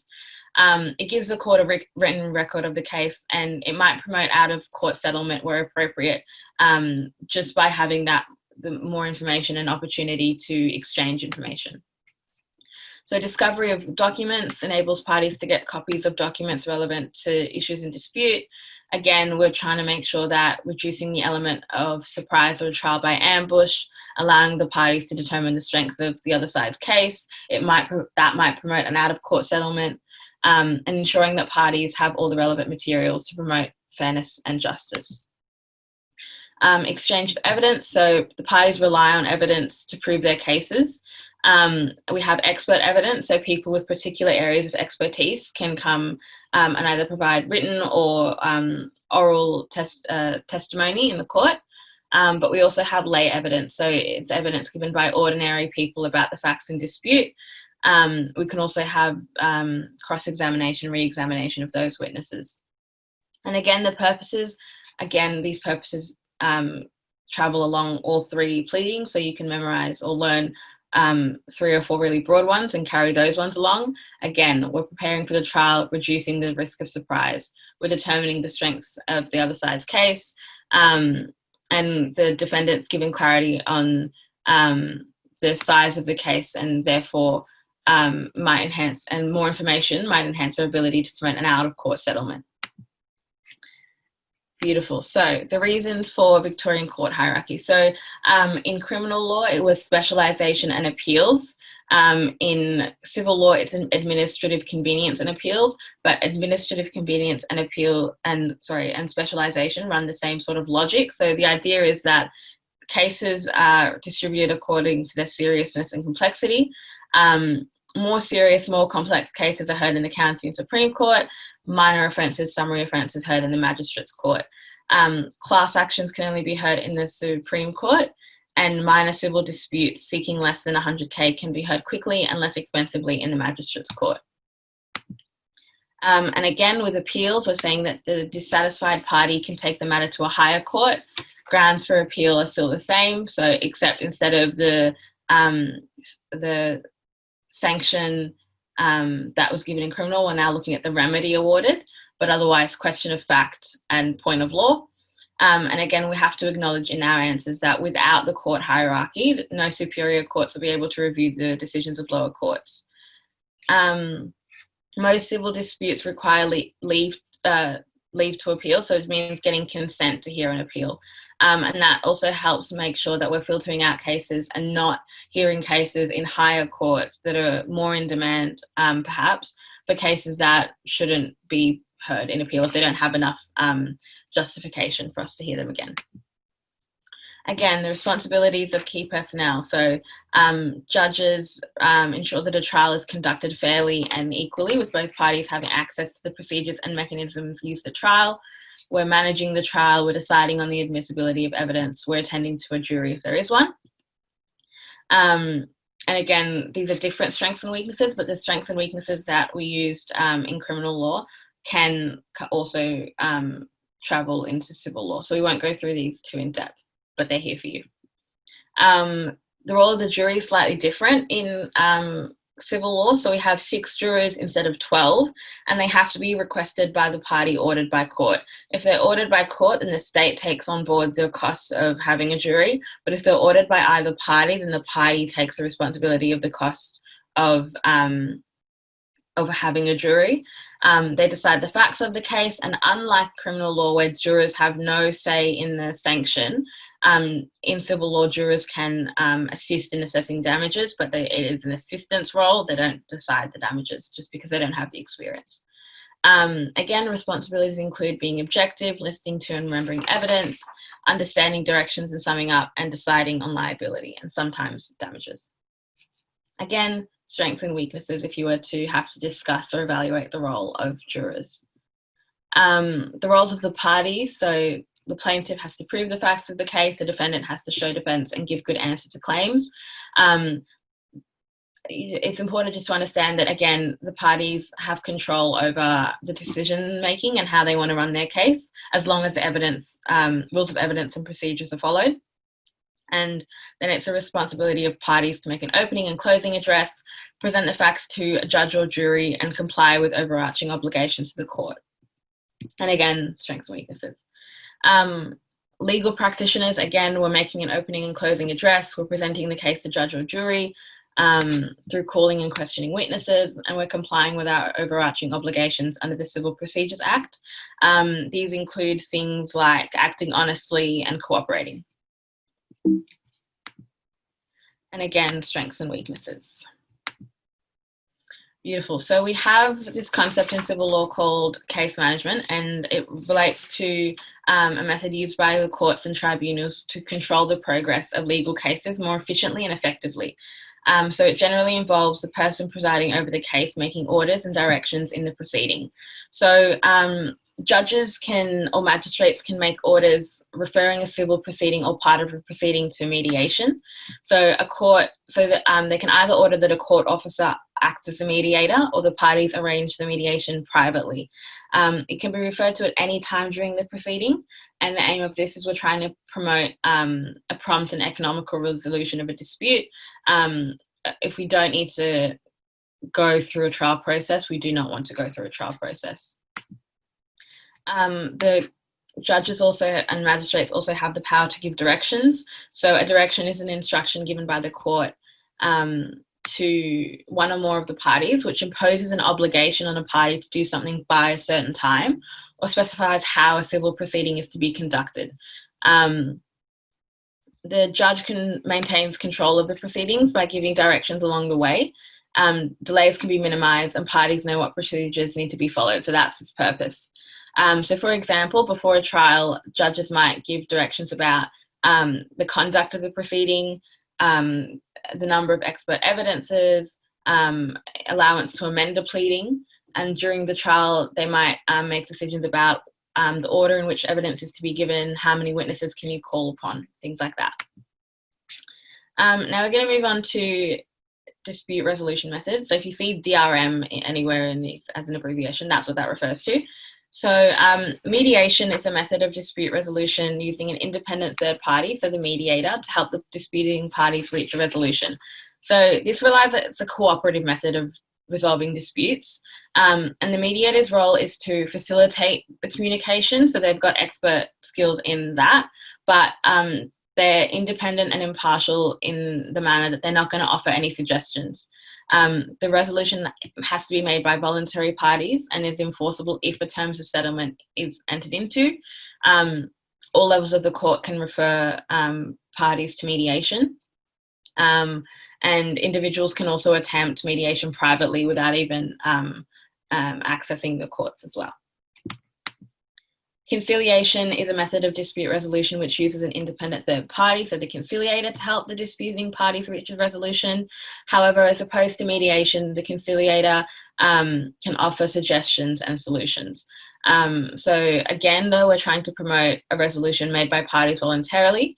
It might be influenced by the conciliator, bringing up new ideas and suggestions, but the goal is that if it's entered into by the parties voluntarily, they're most likely going to be more likely to be accepting of it. But again, we have the terms, a deed of settlement that is legally enforceable and can be taken to court if the parties agree to it. So it can be used in Vcat in pre-hearing compulsory conferences to identify issues, attempt to resolve things. It is frequently used in CAV, so in the Consumer Affairs Victoria, and you can also engage in conciliation privately. So the strengths and weaknesses for mediation conciliation are quite similar. So I've used one table for that. So again, they're much less formal than the courts, meaning that it's less likely to be intimidating. The use of an experienced third party who either has expertise in resolving disputes or in the subject matter, or both. And it's generally cheaper than having the matter litigated through the courts. However, because it's slightly informal, parties, so that's one party, might feel compelled to reach a resolution and might feel dissatisfied with the resolution that they've come to. The decision might not be enforceable if they don't enter a term of settlement, and the matter might not resolve and may need to be litigated anyway. So then we've wasted the time and resources through mediation and conciliation. The final dispute resolution method that we look at is arbitration. So it's a method of resolving disputes without formal court processes. So the arbitrator helps the parties to negotiate, but they have the power to not only make suggestions and help the parties, but also make a binding decision that is legally enforceable. It's often conducted in private and can be less formal and more cost-effective than the courts. It's available when parties have agreed to settle the disputes through arbitration.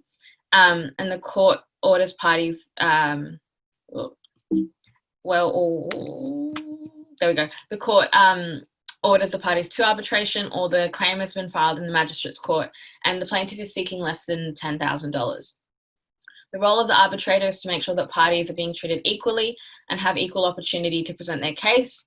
They're not required to carry out the proceedings in a formal manner, but they do have rules that they have to abide by. Now, the strengths and weaknesses for arbitration is that the decision is binding. It's fully enforceable by the courts. It's normally held in private, so it's going to be confidential, and it might be beneficial for parties who are wishing to avoid the publicity of trials. And the arbitrator is generally an expert on the subject matter. So you're making sure that you have someone who, if you have missed something because you're unaware of how the law works in regards to civil law, they will be able to bring that up and help you in that sense. However, parties have no control over the outcome, which is handed down by the arbitrator. It can be more costly in terms of, as opposed to mediation and conciliation and other forms of negotiation, and it can take a long time depending on the nature of the dispute and the way in which the parties have decided to resolve it. And because it is a binding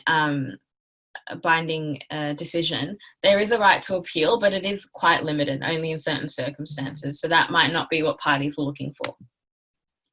So we're going to move on to remedies. So the purpose of remedies, so a remedy is a term used to describe any order made by a court designed to address a civil wrong or breach. So the general purpose is to restore a plaintiff as far as possible to the position they were in before the wrongdoing occurred. So we've got a few different types of ways that you can get remedies and a few different categories, but damages is the most common form of remedy. So it's the amount of money that's awarded to the plaintiff to be paid by the defendant, and the purpose is to compensate the plaintiff for the damage or harm suffered. So we've got compensatory damages, so damages that can compensate for loss suffered. So it might not be possible for physical loss, but it can be given up to make up for the fact that the person will suffer in the future. So the types of compensatory damages that we have are aggravated. So you can be awarded to compensate the plaintiff further, in addition to other types of damages, if the court believes that the defendant's conduct injured the plaintiff's feelings by causing humiliation or insult. So, for example, in defamation cases, this might occur. In addition to any, for example, wage that was lost as a result of not being able to get a job due to a defamation case. If the court feels that the person was humiliated by the defendant as a result of that, they can award more money. General damages, so it's a general estimate and not readily quantifiable, so we can't actually assess how much exactly was lost, but we take into account the magnitude of the wrong done and the long-term consequences of the wrong, and taking into account matters such as future loss of wages. And then we have specific damages. So they're damages that can be given a precise monetary value, such as medical expenses, and they're easily quantifiable. So loss of wage, medical expenses are two good examples.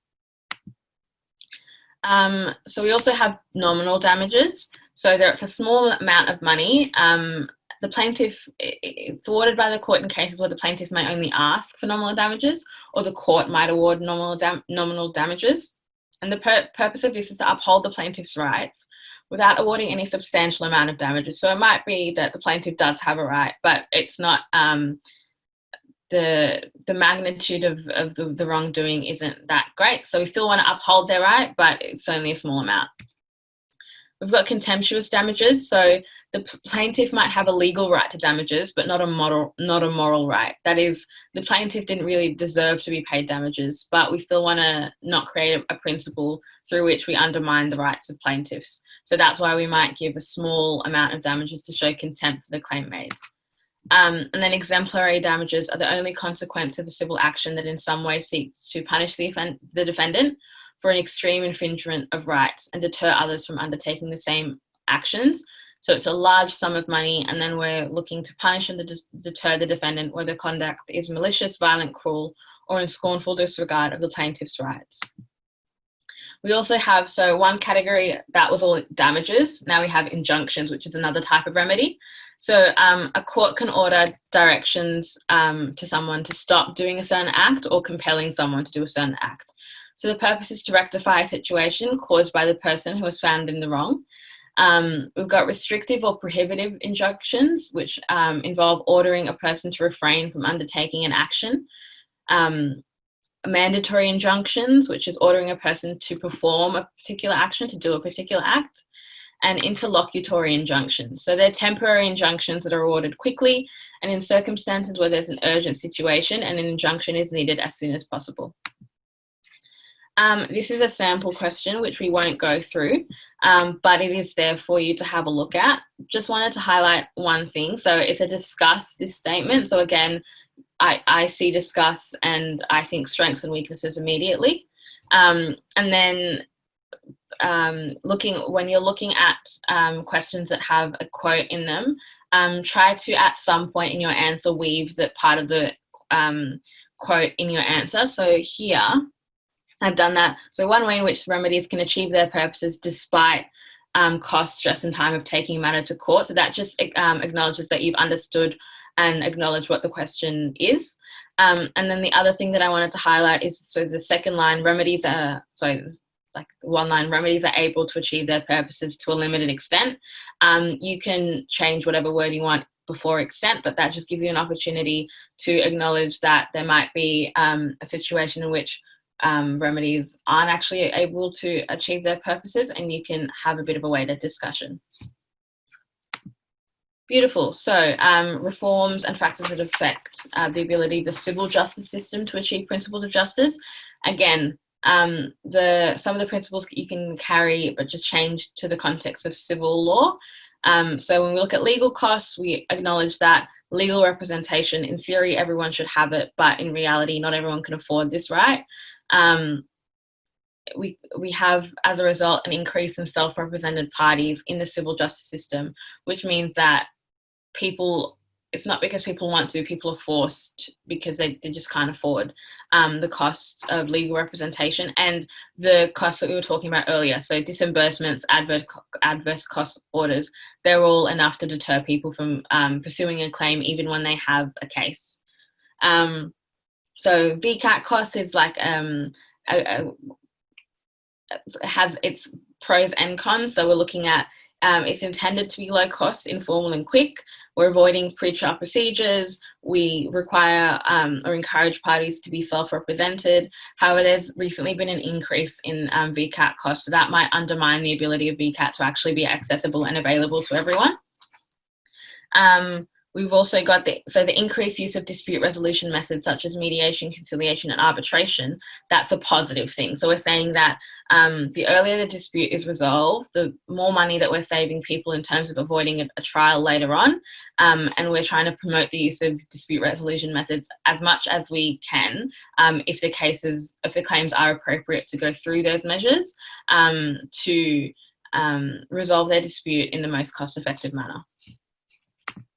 So time factors, again, coming from, or like the system as a whole suffers from court delays. It takes a very long time, but it can vary on a case-to-case basis to actually hear cases. Causes of delay include court backlogs, pre-trial procedures can be really complicated and lengthy, and evidence gathering and preparation can also take a long time. Vcat waiting times is also another factor that we consider. So sometimes Vcat waiting times are tend to be lower than that of a court. However, in some lists, there are significant wait times, maybe 6 weeks. So again, it's got its pros and cons.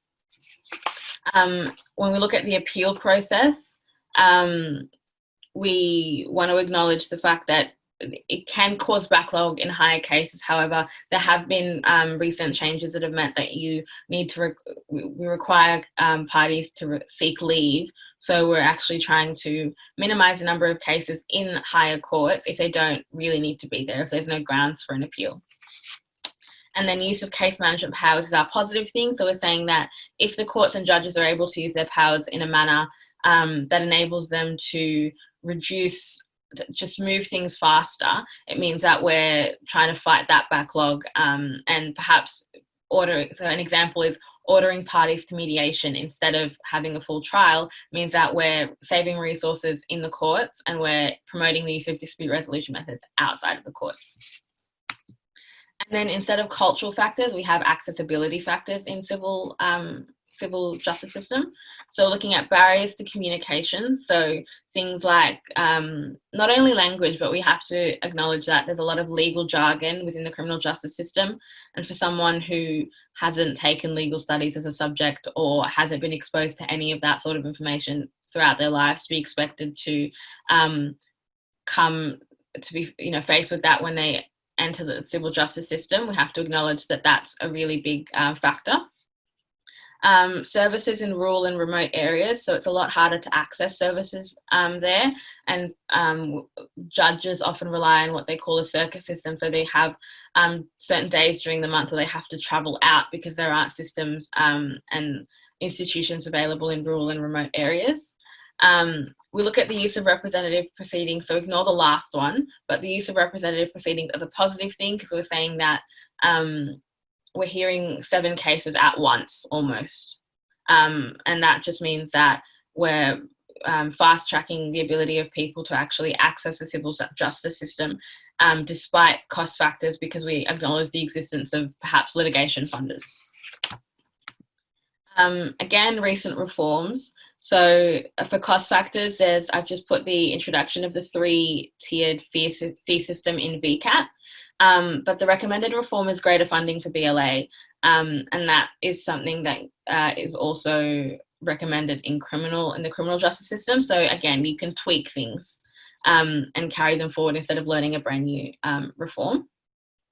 Time factors, we're looking at there's currently been a change to the High Court appeal process, and then recommended reform is improvement and increase in case management. And then accessibility factors, this is my favourite one. The removal of wigs is a recent reform for the Supreme Court. And then again, expansion of information for VLA as a recommended reform. These are just examples. There are more listed in your textbooks. So I'm going to give us a quick little pause. So we're going to watch this little video, and then we're going to have a 5-minute break for you to, I don't know what you're doing at home, but just take a breather, and then we'll come back and do Unit 4.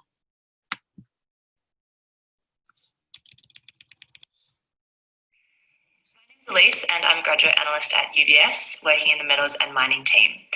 I graduated from school in 2015, and my Year 12 subjects were maths, chemistry, English literature, French, history, and biology. One piece of advice I would give to myself when I was in Year 12 is just don't stress too much. You will have worked hard, so just trust yourself, trust your knowledge, and everything will fall into place by the time exams come around. Beautiful. And I just wanted to acknowledge that we're really lucky for UBS to be facilitating this program, because I would have loved something like this when I was in Year 12 last year. So hopefully you're getting a lot out of this so far. I'm just going to quickly check the chat function, but we'll be back in 5 minutes.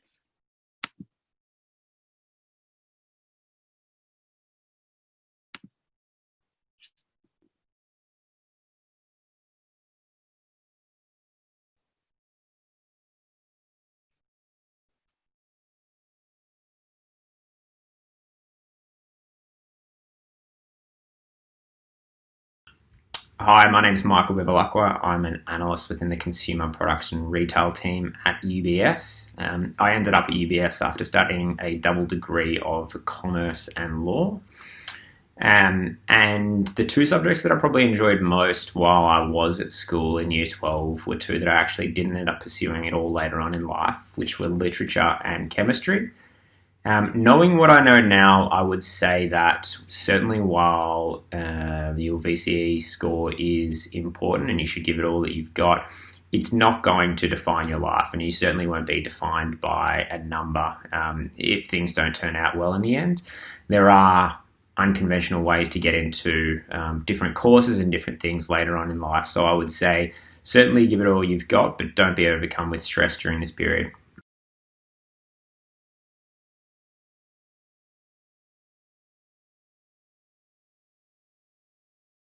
Hi, my name is Alicia, and I'm an investment banking analyst at UBS, and I'm a graduate this year, so it wasn't too long ago. I was also in Year 12 doing exams, sort of wondering what university would be like and what my future career might entail after university.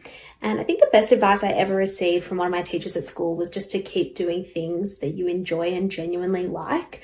You'll always be the most motivated to study for those things and try really hard at them. So in Year 10, 11, 12, I did economics and accounting, really liked them, which led to me doing a Bachelor of Commerce at university, through which I found I liked finance, which led to me applying for an internship at UBS and now being a graduate. So yeah, I just give everyone that advice. Make sure you really enjoy what you're doing, and best of luck for your exams. I'm sure you'll nail them and have already been studying really hard for them. So good luck.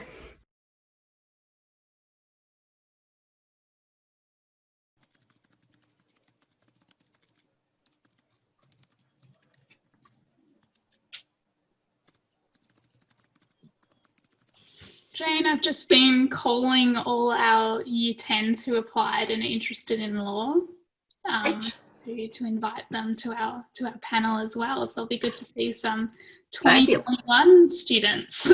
So great. The session's going to be really great on Monday evening, Milaz. Yeah, I'm really excited. Yeah. So good. Have you been able to have a holiday at all? So uni break is not next week, but the week after. Oh, okay. Not started. 10 weeks into the semester, which is beautiful. When's your exams, Malaz? I think Monash is a little bit later than Deakin. I'm at Melbourne, but I'm Sorry, Melbourne. no, you're good. I'm November. I think Yeah. on the 10th, yeah, which is nice. I feel like it'll be over before I know it. Yeah, for sure. How's Are the you singing going, Milaz? Oh, it's going pretty good. I emailed Nick, so like a little draft, and as soon as I hear back from him, hopefully I'll record that really soon. So good. We have got 15 in our chorus so far and more coming. Yeah. And some most gorgeous contributions. Rachel, current, some people in the room maybe still have some work to do. Guilty, amongst other things. Beautiful. So I think we'll get started again. Just before I share my slides again, I'll share my screen. I just wanted to introduce you to this website that I'm going to be trying to use. So just for questions, because it's a little bit difficult to filter through 50 people's messages in the chat, if you go online or on your phone and you use this code to, so you go on menti.com, use this code, and you'll be able to actually just answer chuck questions in there, and then we'll have a question we've got time for questions at the end, and hopefully I can go through them like that. If you've entered a question in the chat already, don't worry about it. I've got that, and I'll quickly run through some of that now. But just to make it easier for you and me at the end, we'll do that. So if you want to just take the code down now, because I will be, or if someone can pop it in the chat, that'd be really lovely. So there was a question in the chat about how you would go about answering questions about reforms if you also had to include a principle of justice component. And the way I would go about that is I've had questions where it's perhaps discuss the extent to which cost and time cost factors can uphold one principle of justice with reference to a recent reform, right? The way I would go about that is whether it's civil or criminal, I would want to like a brief explanation of why that factor is relevant. So for example, cost factors in the criminal justice system may undermine the capacity or the ability of the accused to present their case, because you can say because they don't know enough about the legal system, because they might be required to self-represent. You'd give maybe an example or two, and then I would also introduce at that point your principle of justice. So for example, cost factors may undermine the principle of fairness within the criminal justice system, and then you'd make reference to a few of those examples, because they might not be able to understand the court procedures, because they might not have the equal opportunity to present their case, because they might not have the opportunity, because there's a possibility that being self-represented undermines their credibility in front of the jury. So you'd give an example of that, and then you'd go into your strengths and weaknesses. So one way in which, so you would so you've done a brief explanation, and then you'd explain your recent reform. So, for example, for criminal law, you would go, what is the recent reform that has been introduced to address cost factors? Perhaps it's a greater access to a VLA in the Hume-Goulburn area. So you'd briefly explain what it was, and then you would say, well, one advantage of this is that it allows people living in remote areas greater access to VLA, which might mean that they have greater opportunity to actually pass an income and means test and utilise the resources of VLA to pursue their case. A weakness of that might be, well, we haven't recognised, we haven't taken into account the fact that we don't have enough systems within the criminal justice system to actually deal with that.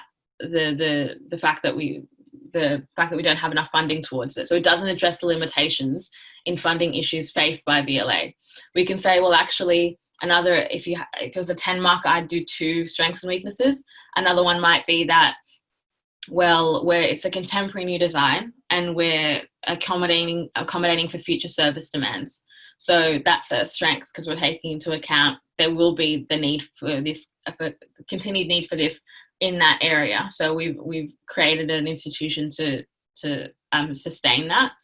However, it doesn't alter the strict tests that are imposed by VLA. It doesn't change the fact that if you don't pass the means test or an incomes test, then you might not be eligible for VLA to receive assistance by VLA. So you've explained why cost is relevant. You have introduced your principle of justice. You've introduced your recent reform. And for every strengths and weaknesses that you bring up, you link it back to the principle of justice. So very quickly, providing greater access to legal aid in the courts in this rural area means that more people are able to understand their legal rights and access legal information, and that upholds access. The fact that it doesn't alter the strict tests imposed by VLA means that we're not enabling everyone to access assistance, and so legal assistance and legal representation, because remember, there are different aspects of the definition of access that you can manipulate here. And you can say, well, that fails to uphold the principle of justice access. Hopefully that makes sense, but we want to go, what's the cost factor? What's your principle of justice? Strength, describe your recent reform. Strength, link that back to the principle of justice. Weakness, link that back to the principle of justice, and do that again. So to play it safe, I would recommend for 8 markers to 10 markers, I always had 2 of each, had 2 strengths, 2 weaknesses, and you set it up so it's going to look like an essay. You have spaces in between. It's not one big chunk of writing. You break it up. It'll feel instinctual after a while, but that's how I would go about that. And then there was another question about whether or not the prosecution would have to give consent for indictable offences heard summarily. The answer to that would be no, because it's now considered a summary offence. We only use that term to acknowledge the fact that we took into consideration that it was an indictable offence, but we're now hearing it in the Magistrates Court as a summary offence, and as such, the principles and the rules that apply to summary offences will apply to indictable offences heard summarily. Beautiful. So now, hopefully that was clear enough. We're going to jump into Unit 4 and the Constitution. This one, I think, because if you've done your legal in Year 11, I think most people tend to do a little bit better on the criminal and civil justice part, just because it feels more familiar, whereas this content is new. But in my opinion, it's things that you are more likely to engage with in everyday content anyway. So hopefully that works. So it might feel like we're zooming through some of this, but all the information is here for you on the slides, and I made the point in my first slide, I should have told you, that I might not refer to every point, but it's there for your notes more than anything. So for the first key knowledge point, we're looking at the role of the Crown and the House of Parliament, but I thought it'd just be important to just point out what a constitution is, just in case. So it's a set of rules that establishes the nature, functions and limits of government, and the Australian Constitution gives us a lot of guidance around how the politics and the government of this country functions. So things like establishing the Commonwealth Parliament, outlining its structure, establishing the High Court and giving it powers, and only that court powers to interpret the Constitution, facilitating the division of lawmaking powers, and providing a mechanism by which the Australian Constitution can be changed. Malaz, we're just still seeing the Mentimeter screen. Can you switch back to your PowerPoint? Okay, let me just, I feel like every single tutor that I've ever had, because now I'm just like, can you see my screen? Okay, is that better? That's much better. We can see your side screens as well. So Beautiful. Yeah, perfect. Perfect. Okay, amazing. Thanks for that. Okay, so roles of the Crown and the House of Parliament. So we have the House of Representatives. So looking at our Commonwealth Parliament, the House of Representatives is our lower house, and it reflects the current opinions of the people. We've got 150 members, and the term of office is for 3 years. And the leader of the political party with the majority of elected members becomes Prime Minister. The main role of the House of Representatives is to make laws, and they do that by introducing bills and voting on them and debating them in order for them to become laws. They determine the government, they represent the people, and they also have the power to review bills that are made, that are initiated by the Senate. So the Senate is the upper house of Parliament, 76 members, 12 members from each state, 2 from each territory, simply based on the fact that they're smaller.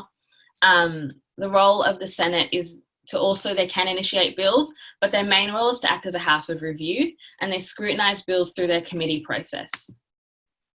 Now this is at the Victorian level. So we've got the Legislative Assembly, which is the lower house of Parliament, and they've got 88 members, a term of 4 years.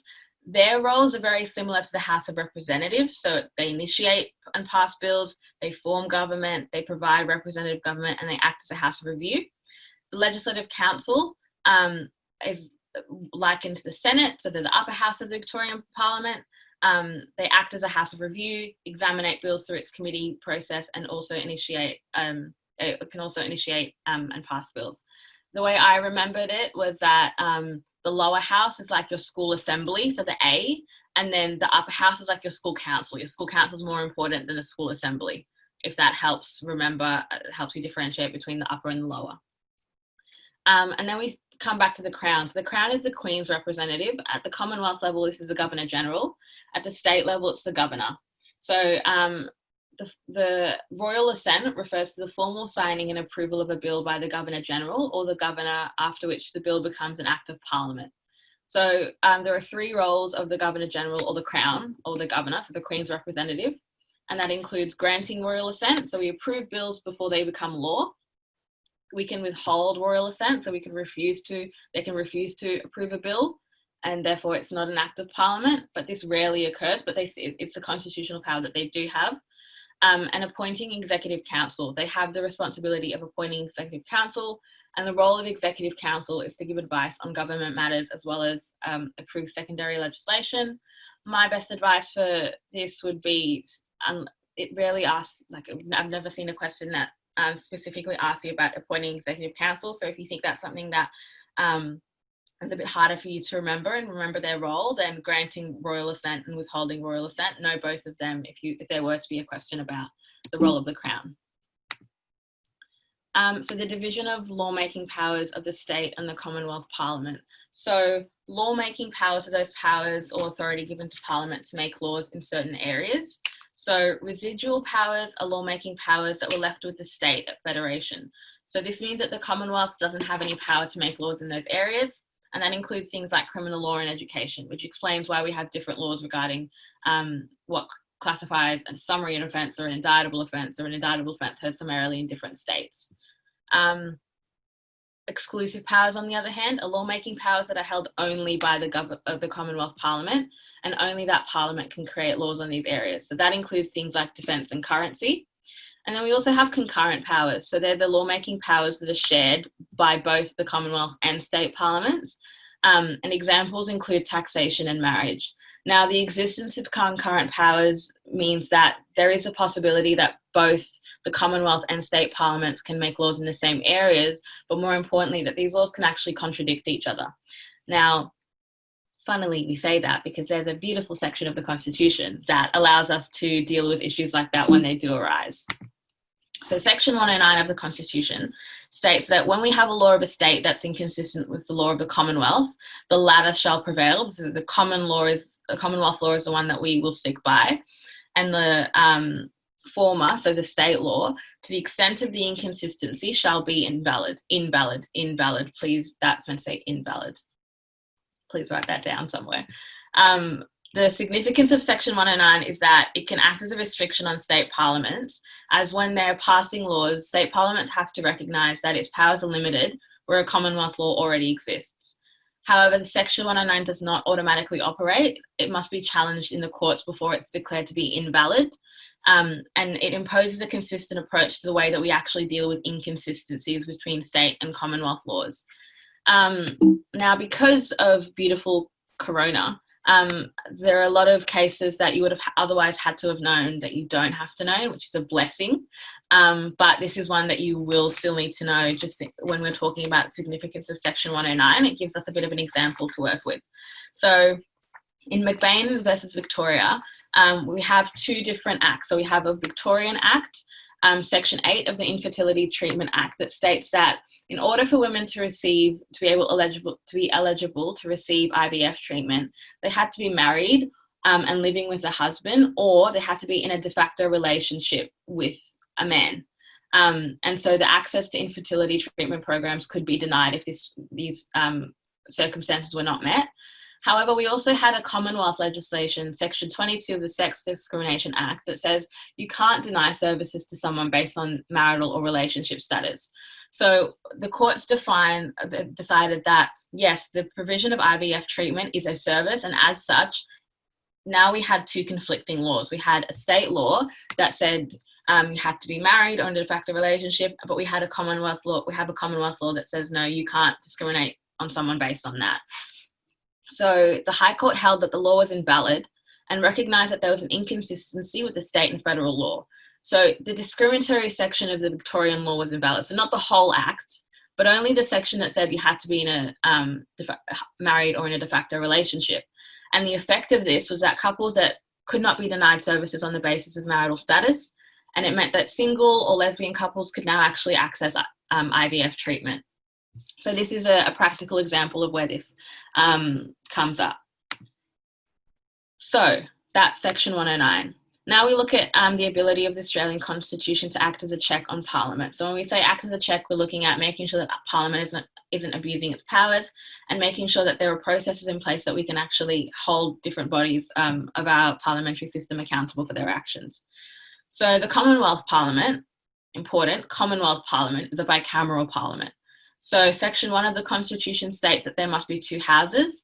Section 7 requires the Senate to be comprised of senators from each state, directly chosen by the people.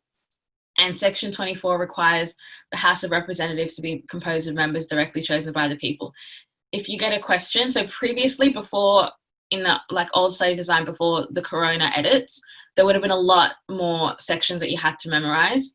These ones are the easiest to memorize, and if you're writing about the bicameral parliament, it just shows the assessment that you know what you're talking about. And when we're talking about the ability of the Constitution to act as a check, we want to make sure that we know that there are valid and existing sections in the Constitution that require these checks, that require the bicameral parliament. So the ability of this to act as a check is that we have two paths of parliament, and what tends to happen is the Senate will act as a check on the lawmaking powers of the House of Representatives. So they will consider their state and party values and debate and scrutinise bills to make sure that even though they might not be appeased to everyone, they will try to be as representative of the values of the Australian people as they possibly can. However, if the government holds majority in both the House of Representatives, so we remember that, for example, the Liberal Party holds the majority in the House of Representatives.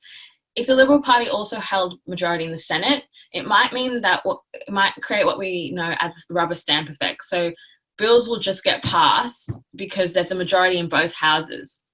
So it just merely confirms the decisions made in the lower house without any scrutiny.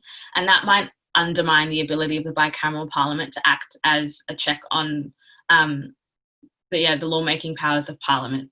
So it might affect the checks and balances that are designed to protect the misuse of power. So there are strengths to this bicameral system. So we have two houses, bills are carefully scrutinised, checks and balances against abuse of power. If the government holds a slim majority, then we can have debate, because we still might need the independents to come along with you, and the goal is for people to actually argue for what their party would want them to argue for. And then the constitutional requirement for a bicameral parliament means that the Commonwealth is not able to pass legislation that abolishes either house. We can't get rid of the bicameral parliament because it doesn't work for perhaps what one government wants. The weaknesses, however, is that we said there might be a rubber stamp effect if the government holds majority in both houses. The recent increase in minority parties can mean that lawmaking is actually stalled, or lawmaking is not as effective as it could be.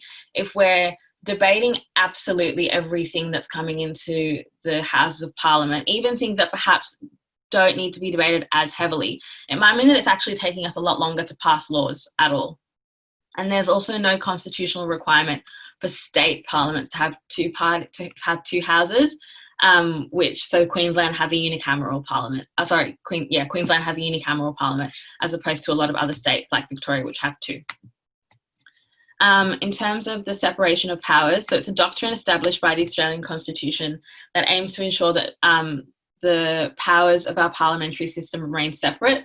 The purpose is to ensure that no one body has absolute power or control over the functions of the legal and political system.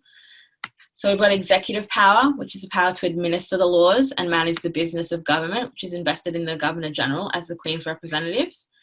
We have legislative power, which is the power to make laws, which resides with the Parliament, and judicial power. So it's a power to given to courts and tribunals to enforce the law and settle disputes.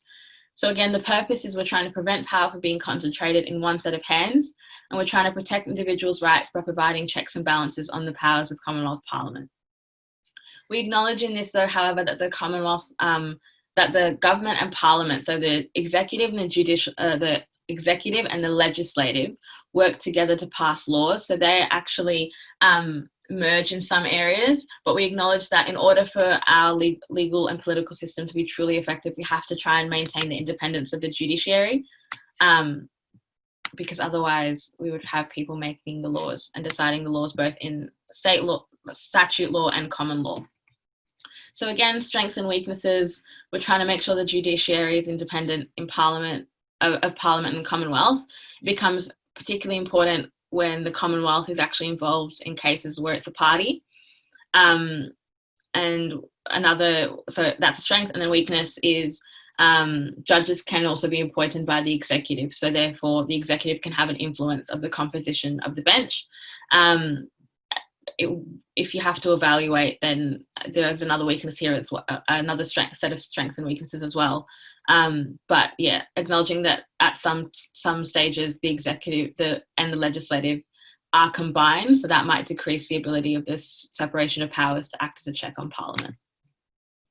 Express rights. So they're rights which are explicitly stated in the Australian Constitution. They're entrenched, meaning that they can only be changed at a referendum. So we'll come to the referendum later, but they are explicitly stated, and there are 5 of them. So there's one that relates to religion. So Commonwealth Parliament can't make a law which establishes a state religion, imposes any religious observance, prohibits the free exercise of any religion, or requires a religious test as a requirement for holding the Commonwealth office. State parliaments can still introduce laws that contravene this. However, this is when Section 109 might come in, where if there's an inconsistency between the two, then the Commonwealth law would prevail because it's in the Constitution. Trade within the Commonwealth. So Section 92 states a free right to interstate trade and commerce, acquisition of property on just terms. Section 51 XXXI states a right to receive just terms when property is acquired by the Commonwealth. So we've already discussed, so Section 80 states that the right to a jury, but that accuse people who are plead not guilty to an indictable Commonwealth offence have a right to trial by jury. And then discrimination on the basis of the state which you reside. So Section 117 of the Constitution states that the right not to be discriminated against on the basis of the state where you live. I would recommend knowing at least 3 of these.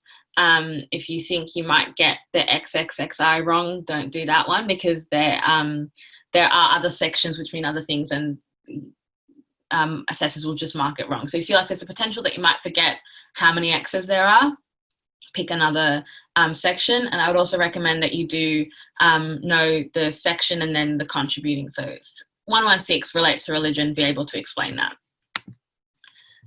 Again, strengths and weaknesses. The rights are fully protected and can be enforced by the High Court. However, express rights as a weakness can only be changed by referendum, which is a really difficult process. So even if we were to add to express rights, we'd have to go through a referendum process. The rights can't be removed by Parliament and can only be removed or amended through referendum. I guess that's also a good thing because it protects the ones that we do have. The rights protected are limited in scope and may also just apply to Commonwealth, not states. So the ability of the High Court to act as a check on Parliament.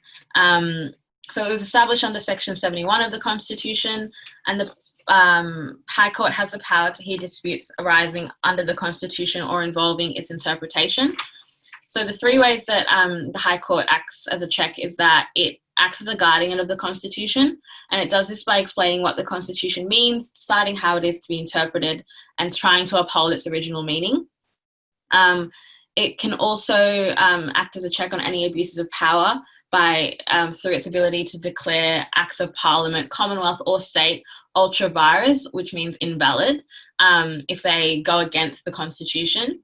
And it gives meaning to the words in the Constitution by considering the facts of the case and deciding whether the statute is unconstitutional. So it includes interpreting implied rights that perhaps aren't as explicit.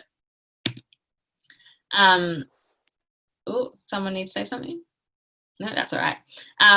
So strengths and weaknesses of this as well. I'll just go through one. So judges are highly experienced in making decisions in constitutional law, and they have a lot of resources to make sure that the decisions are properly made. However, the judges can't actually interfere over parliamentary authority until a case is brought before them.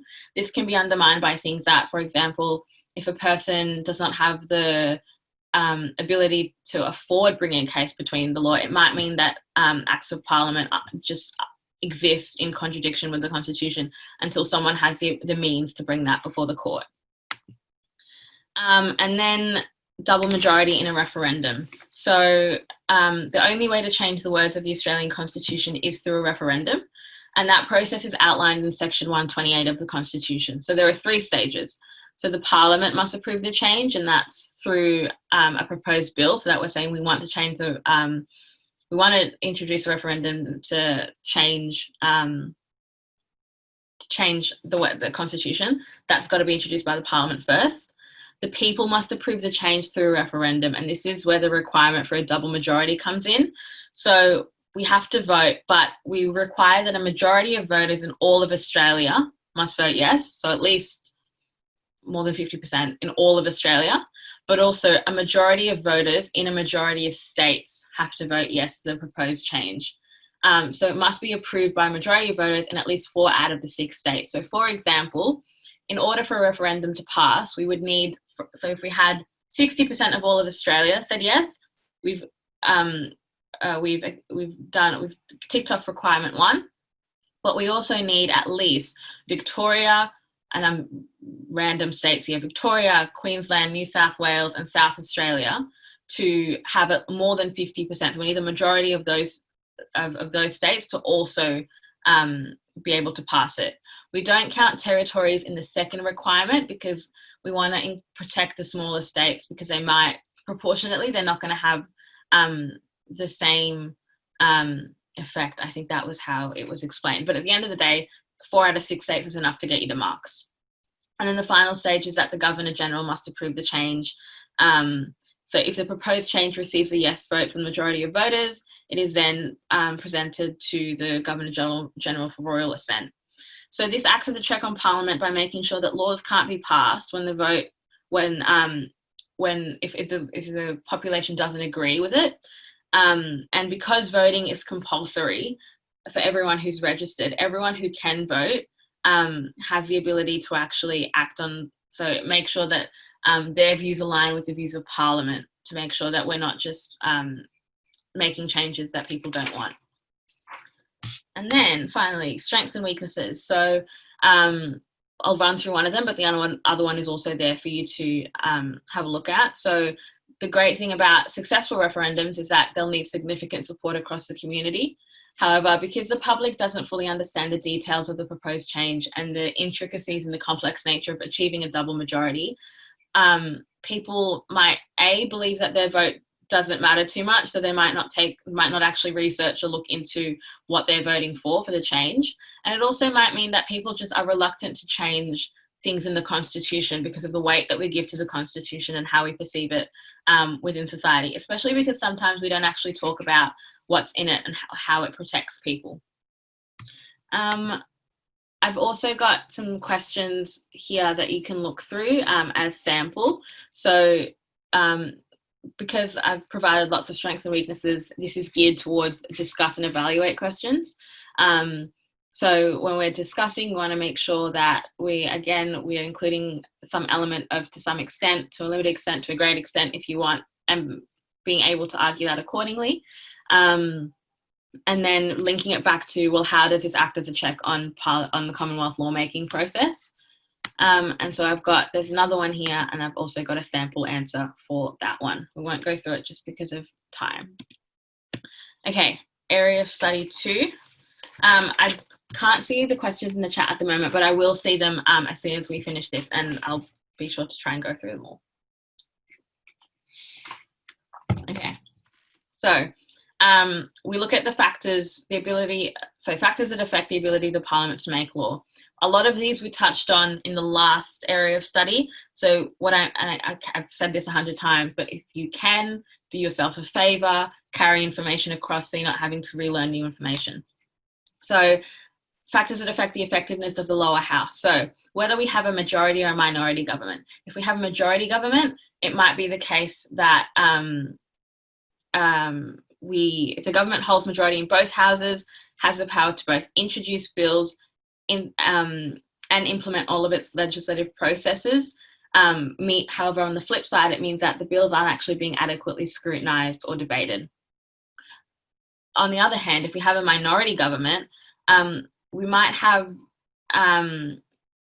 we rely on other parties to support the bills that we want to pass, which means that other parties who perhaps don't have, and lots of other parties who don't have the same views as one of the parties, can water down a bill to the extent that perhaps it's not actually what so we water down the bill to satisfy the condition of all the minor parties, which means that at the end of the day, is the bill as effective as it could have been had it reflected the views of the majority party? So when we rely on other parties, we change, and although there is debate, it might be to the extent where the bill is no longer what it was before, which is also an issue. Effectiveness of the upper house. So we look at the effect of the rubber stamp. So again, when we have a majority in both houses, it means that the upper house has the power to just rubber stamp and pass bills that have been passed in the lower house without adequately scrutinising and looking at the bills. So it prevents the upper house from adequately fulfilling its role as a house of review and representing the states or different regions as well. On the flip side, we can also have a hostile upper house. So that's a situation in which the government doesn't hold a majority of seats in the upper house, and it relies on the support of the opposition or the crossbench. So the crossbench is the independents or independent members of parliament or other members of minor parties. So we rely on them now to help us pass bills. What this means is, a positive is that now we can actually have the ability to debate and scrutinise bills. The negative is that it can also obstruct the ability of government to implement law reform. If every time a bill comes up from the lower house and goes to the upper house and it's met with a hostile upper house, and bills are scrutinised and debated but not passed because they can't agree, then that means we're not actually implementing any law reform. So that's also a weakness. Then we look at the representative nature of government. So we acknowledge that Australia is a political system in which the people elect members of parliament to represent them. And when people see the need for change in law, they might try to influence their elected members of parliament in different ways, petitions, demonstrations. And because, again, we rely on the system of representative government, members of parliament may initiate and support laws that are popular with voters rather than passing more controversial laws that may be unpopular in order to secure or to increase the likelihood that they're going to be re-elected. This principle relies on the fact that we have regular elections, and it's good because it means that if the government is elected and don't do anything that they said they were going to do, people can change their minds and vote them out at the next election. However, a criticism of our electoral system federally is that elections are not held on a fixed date, and government can call an early election when the political climate suits them best. So that's a way in which we sort of undermine the ability of representative government to be representative. Then we look at different pressures that affect the ability of Parliament to make law. So domestic pressures are groups of individuals, particularly those who have significant financial power or the ability to influence community perceptions that place pressure on certain policies which are in their best interest. So for example, people might make financial donations to certain parties, and that means that those parties might be more likely in turn to support or pass or make policies in areas of law that benefit the people who made those financial donations. Influential people, so independents, they might, so prominent business people and members of the community might also, they have the ability to try and gain political power by either influencing it through like business groups and organisations, or directly trying to gain a seat in Parliament. International pressures refer to the forces such as other countries, international organisations such as the UN, that influence the way in which Australia possibly decides to pass laws. So being a signatory to or having ratified international treaties can mean that the Australian government experiences a degree of political pressure if it fails to uphold the basic principles they contain. And then we have internal pressures, which refer to, so bills are often passed through the lower house if MPs vote along party lines. So, for example, members of the Labor Party will vote along the values of the Labor Party, and that's how their bills will pass. However, if individual members disagree with their party's views on certain laws, it might mean that they don't vote along with their political party, but vote in accordance to their own moral conscience. So, for example, legalising voluntary assisted dying in Victoria would have been an example where a lot of MPs perhaps would have voted along with their conscience and not necessarily along party lines, because this is one of those things where the party that you belong to doesn't necessarily decide how you vote.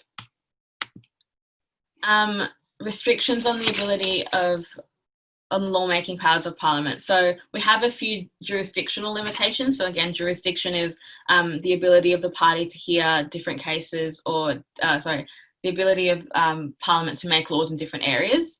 So we have lawmaking powers. So Commonwealth Parliament can make laws regarding, so they have got their exclusive lawmaking powers, and then state parliaments have their exclusive state lawmaking powers.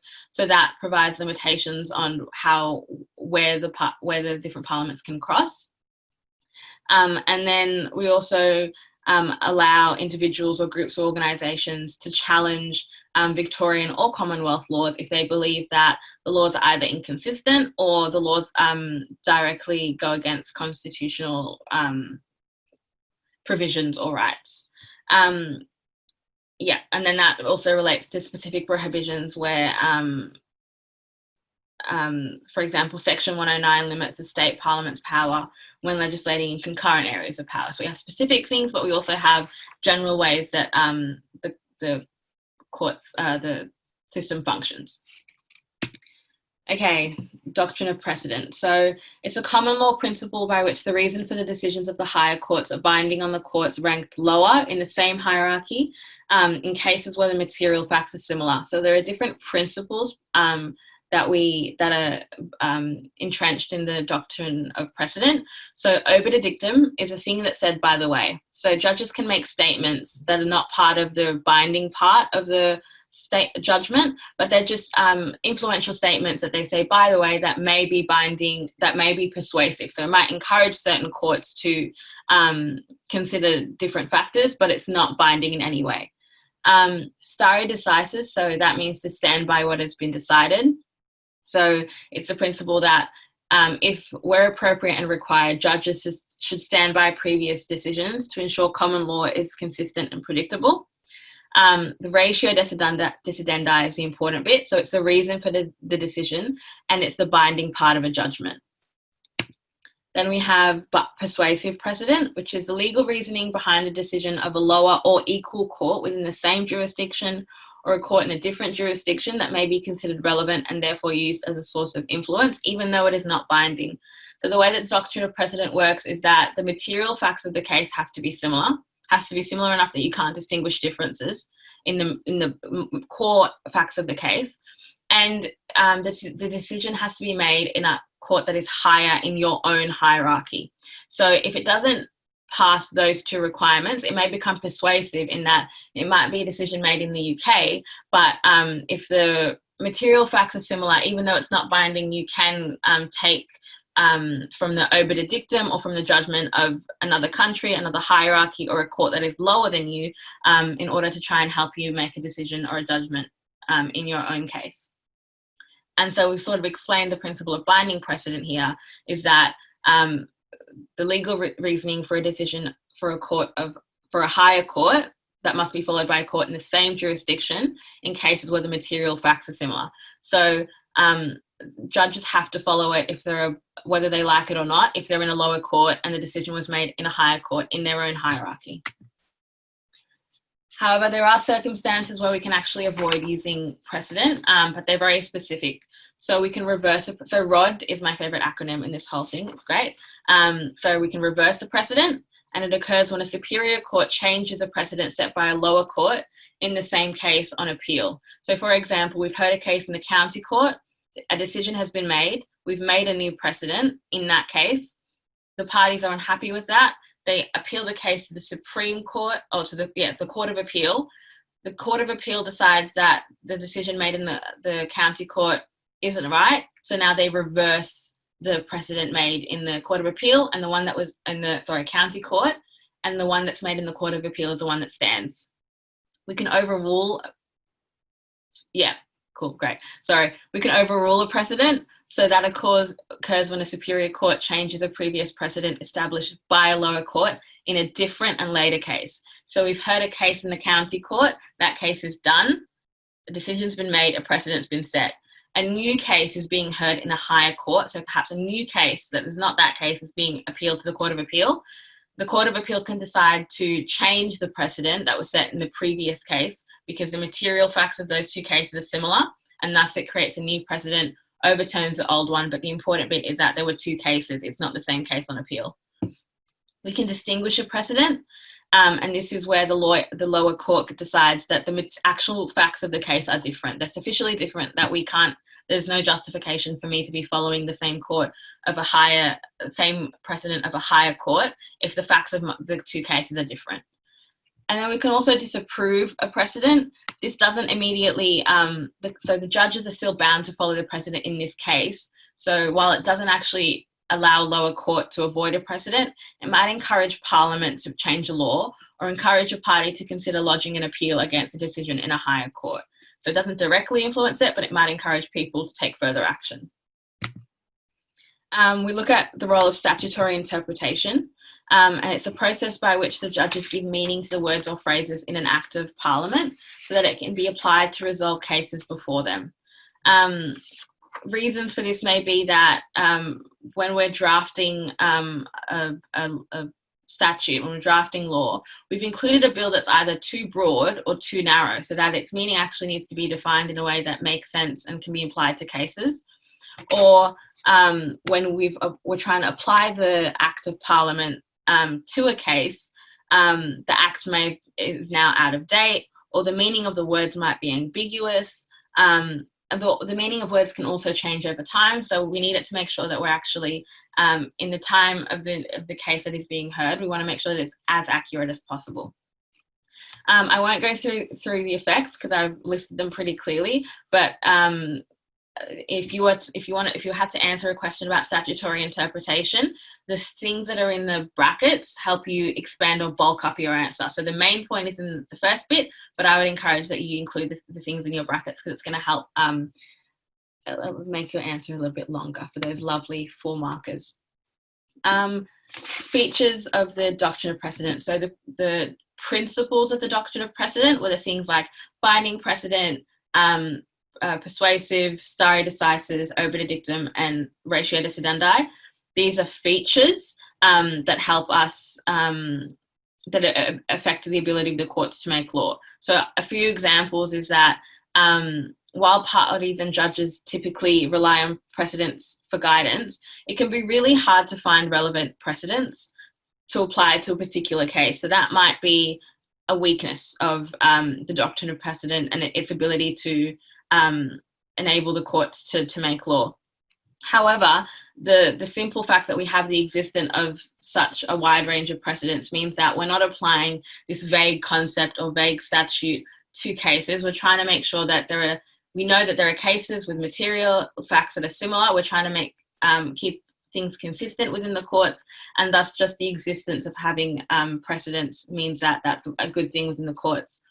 Another example is that judges, sort of a weakness that we look at when in terms of doctrine of precedent, is that judges can only make law ex post facto, and that means that after the event. So where we're saying that courts can only make laws when a dispute is brought before them. So meaning that the courts can only make the law retrospectively in comparison to the ability of Parliament to actually make laws in advance. So we want to prevent things by making laws, whereas courts just have to wait for things to happen. And these are explained a little bit more in detail in the strengths and weaknesses as well. So just for time, I'm going to zoom past this one. So judicial conservatism is the term that expression used when judges adopt a narrow interpretation of the law when interpreting acts of Parliament and deciding cases. So this influences the ability of the courts to make law because conservative judges are going to interpret statutes in a way that doesn't stray far beyond the established law.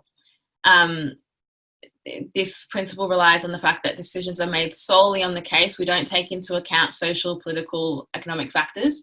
We take in the facts of the case, and we acknowledge that the role of Parliament perhaps might be, through this lens, more fitted to make contentious law reform because they actually represent the people, whereas judges don't. And then there are strengths and weaknesses as well here. And then we look at the reverse, so judicial activism, and that's a term used when we look at when judges in their role consider a range of social and political factors when interpreting acts of Parliament and deciding cases. So some people might think that judges who act in this manner actually operate outside of the Constitution and legislative power vested in them, as they interpret the law in such a way that it expands beyond Parliament's original intention in an attempt to influence a change in the law. However, we have to acknowledge that sometimes in our society, law can be very stagnant, and law can represent the truths of only a limited number of people. We acknowledge that not everyone has the power to name things as truth, and the ability to name things as truth, which is vested in the Parliament, is what influences our formal lawmaking through statute law. So if we acknowledge that, then we could say something like, perhaps if people looked at the Mabo decision and the Mabo case and the two different sort of decisions that were made and looking at native title, perhaps if we looked at it through a lens of judicial conservatism, we never would have interpreted the Constitution and laws the way that we did. And I think that it's very important that if you are going to talk about judicial activism, give the example of Mabo, because I think that it really does exemplify how looking at political and social factors and historical context is really important when it comes to deciding how we're going to move forward with law and interpreting cases. And again, there are strengths and weaknesses. Something to acknowledge with judicial conservatism and judicial activism is that their strengths and weaknesses are reversed. So again, if you remember 2 of each for one of them, it'll save you learning a brand new set of strengths and weaknesses later on. We look at the cost and time of bringing a case to court. Again, we've looked at this multiple times. We say that, you know, we want to make sure that people can actually engage with legal representation to ensure that their case is prepared and presented in the best light. We acknowledge that parties that are unrepresented will be at a distinct disadvantage because they'll have to self-represent, because they'll be only, judges can only help them to a very limited extent. And that's going to undermine their ability to actually carry out their case in a way that enables them to seek justice. And so the time of bringing a case to court, we acknowledge that courts have the ability to make law relatively quickly.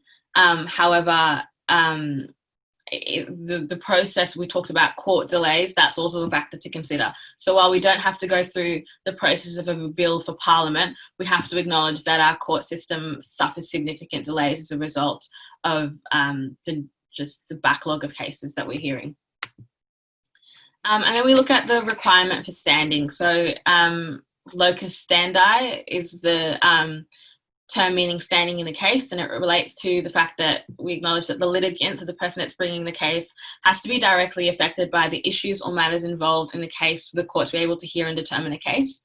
The courts must wait until a party decides to pursue a case before they can create precedent, and a party must have sufficient or special interest in the case and must be more explicitly affected by the law or issues in dispute rather than a member of the general public. So if you go back to the case of McBain, it would have been inappropriate for someone, or we wouldn't have satisfied this requirement if it was someone off the street who had heard about the fact that there's an inconsistency between 2 laws. It had to have been the doctor that was involved in that scenario and the patients that were involved in that scenario that brought the case to court. And then there are strengths and weaknesses in that as well, when we're looking at questions that require us to either justify, discuss, or evaluate. And then we're looking at the features of the relationship between Parliament and the courts. So I won't go through all of them in depth because all the information is there, but we look at the fact that we acknowledge that Parliament is a supreme lawmaking body, so it can actually abrogate decisions, and it can, it has an influence on the way of whether we accept or reject laws that are made through common law. The courts can influence Parliament through when they're making decisions, so through their obiter dictum, or if they disapprove of a precedent, it might encourage Parliament to look and investigate that area of law a little bit further. We look at how the courts interpret statutes that are made by Parliament as another indicator of their relationship. And then we look at the codification and abrogation of common law. So codification is when the judges create common law and the Parliament agrees with it so that they now make it statute law as well. So it confirms the precedent set by the courts. And then the opposite occurs when the courts realise that the Parliament realises that perhaps the precedent that was set strayed either far beyond what Parliament intended in the statute, or if not what the statute was intended for. So they can abrogate or cancel a precedent set by the court by making a law that directly is like opposite of it, essentially. So we've got lots of different reasons for law reform. Some of the things that we've already talked about: social, economic, and political conditions, advances in technology. We might want to protect the community, and so an example of that is the changes to bail laws that we've had recently in response to Jill Meagher. So if you haven't heard of her case, that would be a good one to look up. But as a result of what happened to Jill Meagher, we changed bail laws with the intention of we want to protect the community. So individuals can influence law reform in a number of different ways. So petitions are one way of doing that. The idea is that because we're based on a representative government, and it is likely that the Parliament will try to, or members of Parliament will try to align with the views of the people, the more people that we can get to petition and say that they agree with a certain element of law reform, or changing the law, or maybe even keeping the law the same for something that's proposed to be changed, enables the people to actually have a say. And then there are strengths and weaknesses in that. We look at demonstrations as a way of bringing attention to issues. As opposed to petitions, demonstrations are more a one-off event. We acknowledge the role of the media in encouraging law reform, and I think that demonstrations are a way of harnessing that, and also bringing people together with the same notion of representative government and wanting MPs to represent the values of the people. And then there are strengths and weaknesses to that. And then the use of the courts. Individuals can, in bringing their cases to court, whether they mean to or not, if an unclear point of law is clarified or a new point of law is established, then they've influenced law reform through common law. And then there are strengths and weaknesses in that. Sorry, I'm zooming, but I want to make sure I can get to any of your questions. So we look at the role of the media as well in law reform, and we look at its ability. Whenever I spoke about the media, I accentuated its role in that understanding that not everyone knows about how law reform works. Not everyone is in tune with the legal system because they don't have to be. We don't teach everyone this. So media can be really instrumental in both social media and traditional forms in sharing information and enabling people to perhaps form their own opinions about legal issues, or becoming more aware of issues they just didn't know about earlier. And then there are ways that works to benefit us, but also to detriment. So we look at the role of VLRC, so the Law Reform Commission, in its ability to influence law reform. So the VLRC is Victoria's leading independent law reform organisation. So it reviews and it researches and it makes recommendations to the state parliament about possible changes to Victoria's laws. It's got a few processes. There are 4, but I've put 2 there. So its roles are to examine and report on any proposal or matter referred to it by the Victorian Attorney General and make recommendations for law reform, and conduct research and consult within the community as well. So the process of law reform involves very long-winded, but I think important things to acknowledge when you're writing in your answers is the fact that we have an expert panel that the Law Reform Commission utilises to gain information. We have submissions made by the community. We have consultations. We have tabling, so the report is actually given to Parliament. We expect a government response.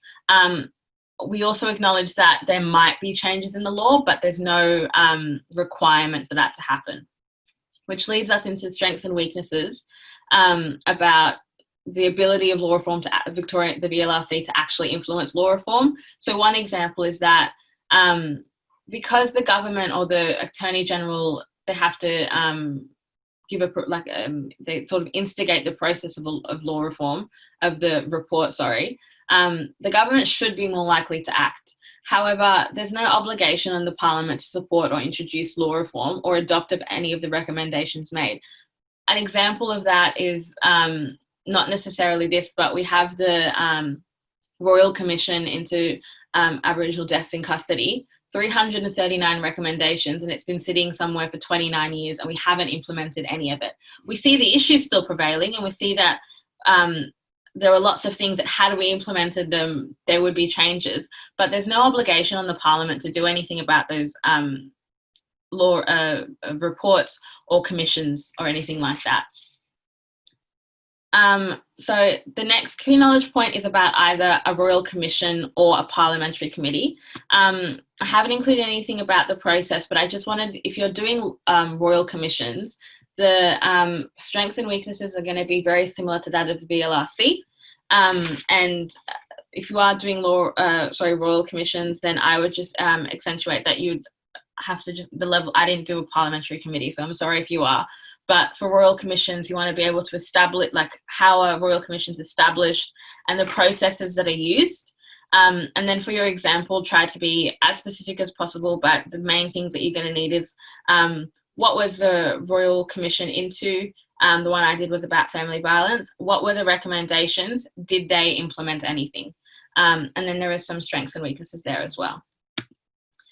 Okay, so the ability of Parliament and the courts to respond to the need for law reform.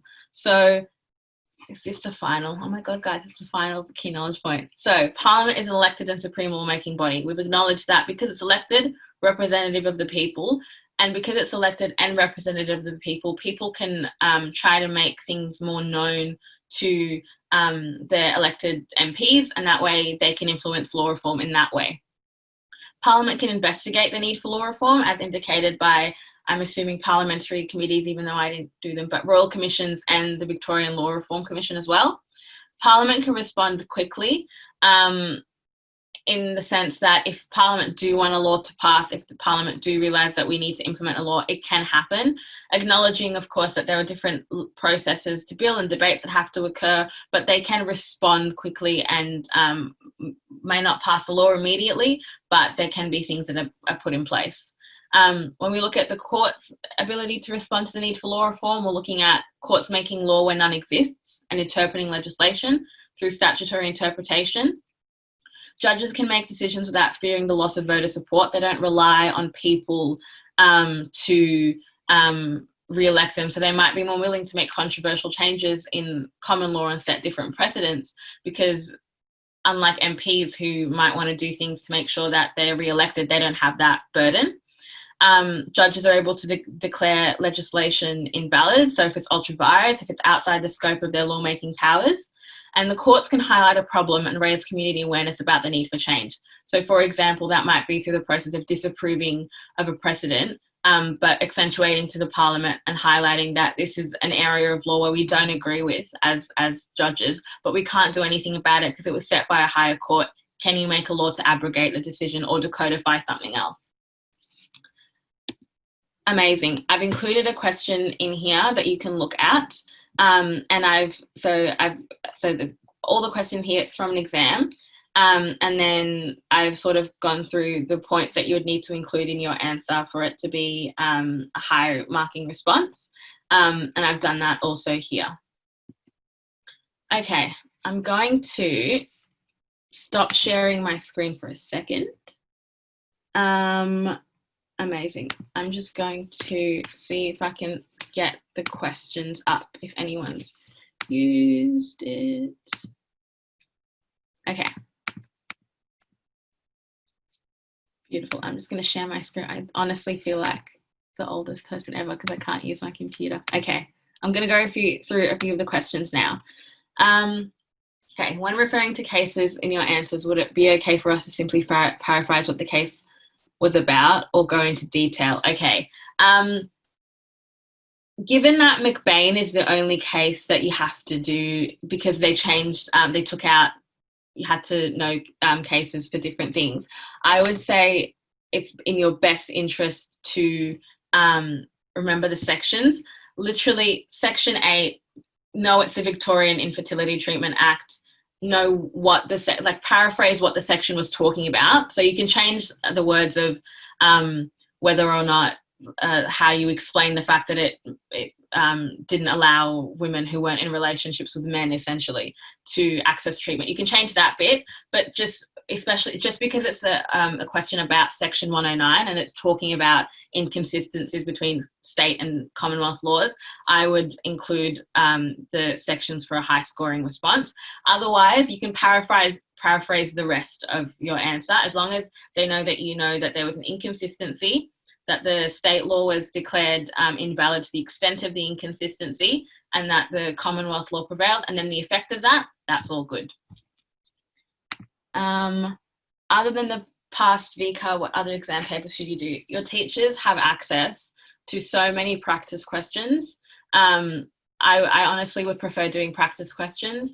If you haven't started doing practice questions and you're scared about the content, which is totally valid, do practice questions with your notes there and do them to time. So it's 1.5 minutes for every mark that you do, for every mark in a legal exam.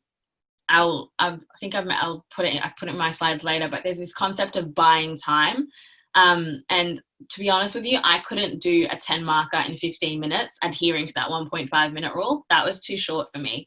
So this concept of buying time means that you work on the 2, 3, 4, 5 and 5 markers And if you practice questions doing those, even with your notes, you're trying to get really fast. And the idea is that you bank time for your 8 markers and your 10 markers. So I think instead of 15 minutes, I had 25 minutes for the extended response, for each extended response, because I got to the stage where I could do the 2, 3, 4, 5 markers in half the time that I was supposed to do them.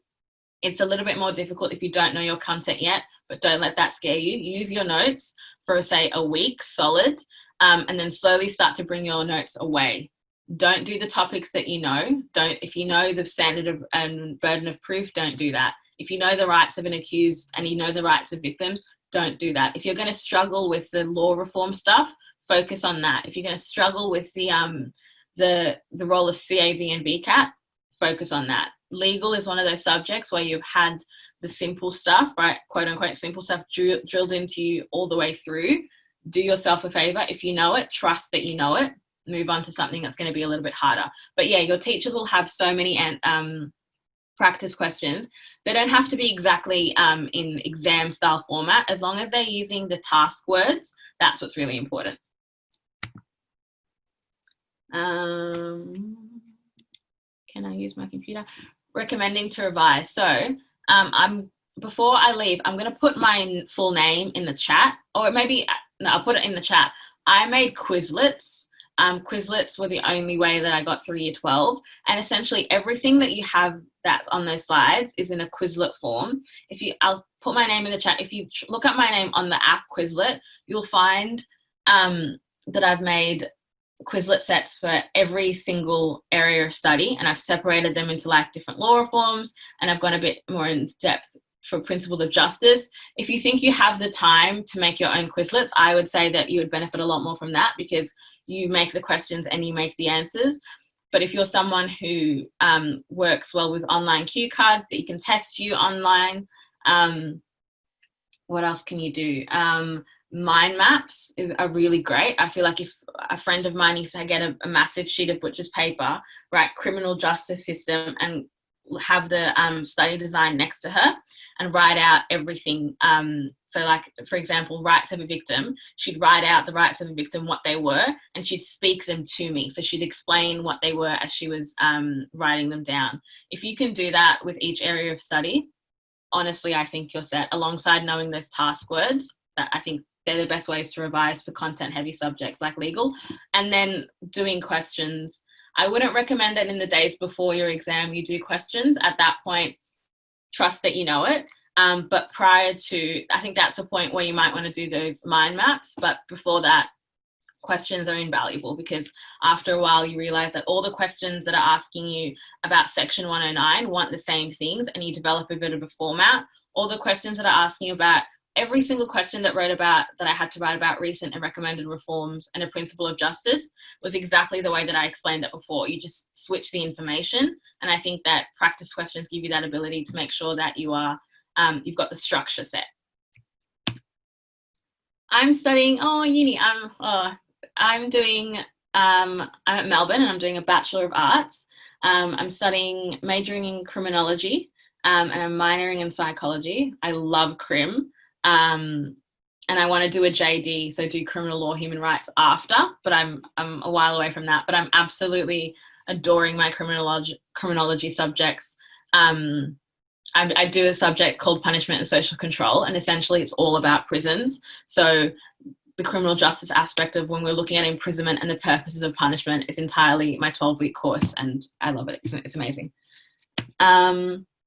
Yeah, so you'll be able to access the slideshow after the meeting finishes. So so I put it in the chat, but the survey that you will do that gives us a bit of an evaluation about how you felt about today and whether today was of any help to you is really valuable to us. So we really want to make sure that you're able to do that. In that survey, you include your email, and the slides and the recording from today will get sent out to you. Do you get recording? Oh, I'm not sure if you get access to the recordings of other subjects if you complete the survey. I can double check for you. I think I can answer that one. Yeah. So all you need to do is hop onto the Skyline website, www.skylinefoundation.com, and can just click register for our exam series, and it should guide you towards the links. If the links aren't up yet, what it will do is it will record your email and details that you put in, and they'll be sent to you shortly. Amazing, thanks Rachel. So the successful referendum bit was crossed out of the area of the study guide, I'm sorry. So I would say no, you don't need to know it, which is a blessing in disguise.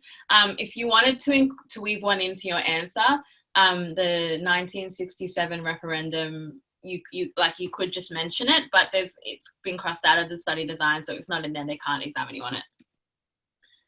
Yes, you will. Is it important to remember how long for MPs and Prime Minister? Look, I weaved everything into my answer because the more information that you have, the better your answer is, but it's not necessary. I would rather you know the role of the Parliament, so what they do, and the strengths and weaknesses. So if it's between that and you knowing this, that's fine. You need to know their role in initiating bills. It's far more important.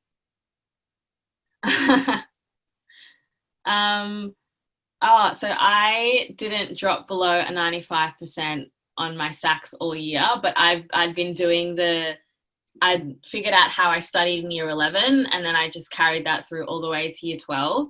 My biggest advice would have to be you do practice questions, you stop learning the stuff. Please, I'm begging, I did that, waste of my time, man. Like, don't do the things you already know, trust that you know it, move on to the harder stuff.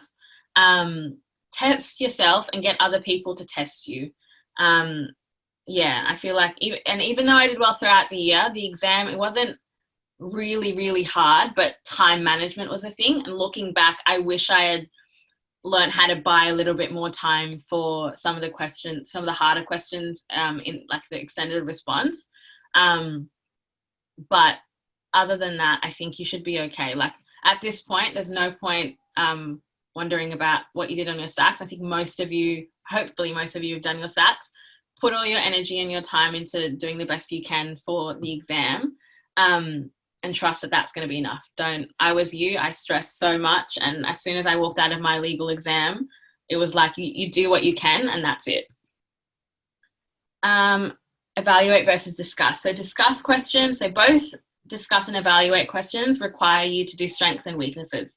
If it's a 10 marker or an 8 marker, I would always suggest having like a little very small paragraph at the start that's talking about number one. For example, if there's a mention of a principle of justice, I would always say access refers to, or access in the criminal justice system or access in the civil justice system relates to, and do a bit of an explanation about the different things that you might pick and choose from for your definition.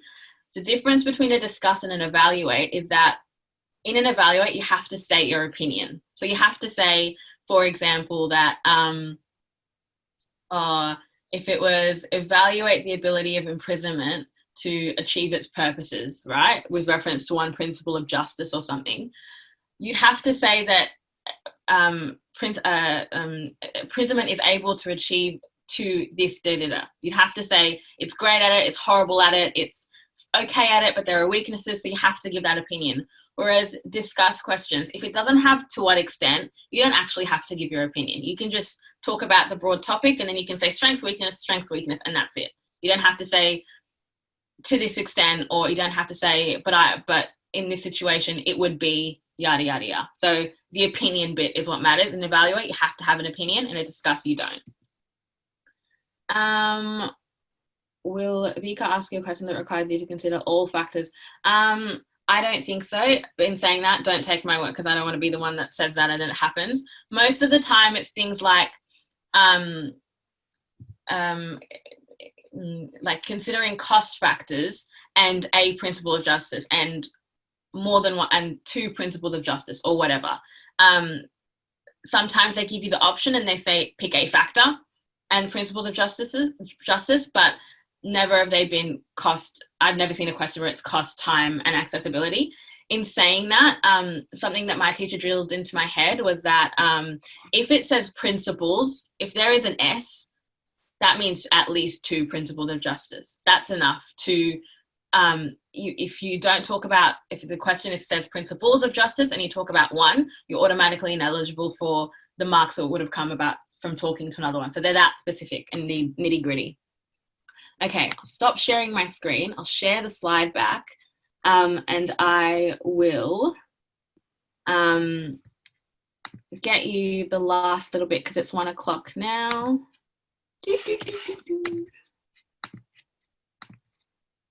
Share. Okay, so the last thing is that plan. Don't wing the extended response.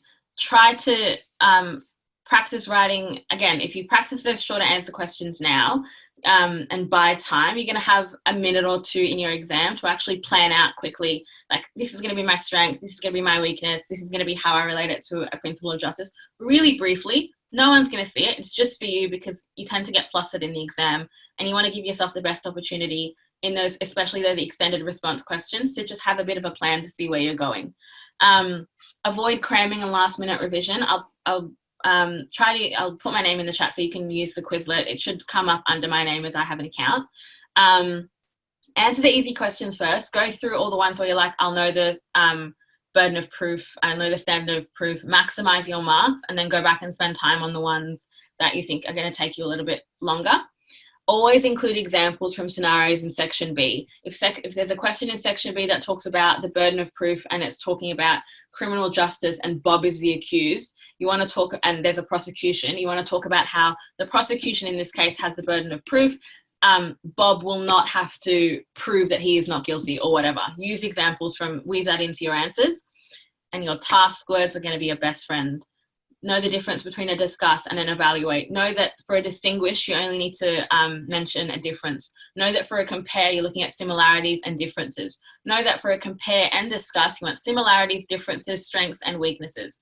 That's what's going to differentiate you from just being able to answer the important, what they want in the, they guide you. They give you the task words, they give you the content. You just have to be able to decipher what they want. Task words are going to help you. Okay, gone through the questions. Here's the survey. And like Rachel mentioned before, we'd love to see a lot of you at the law panel on Monday from 5:30 to 6:30. And then just thank you for attending. I'll go back to the slides so that you can see the survey for a couple of more minutes. But thank you so much for coming. And I really, really hope that you got something out of this. And I wish you all the best for your exams. I have a lot of respect for you doing Year 12 in the middle of a pandemic. It's something you should write on your resumes, honestly. Okay, I'll keep that up for a bit longer. Thank you so much, Malaz. A round of applause to you. An incredible job. You're such a wealth of knowledge, and it's just so exciting to see what you're doing now and inspiring for our students. What a fantastic session. I know I enjoyed it, a little trip down memory lane, and I can tell you now that if you do want to study law after school, all this information you will come back to, and it's really handy. So Malaz, thank you so much. No worries. Good luck.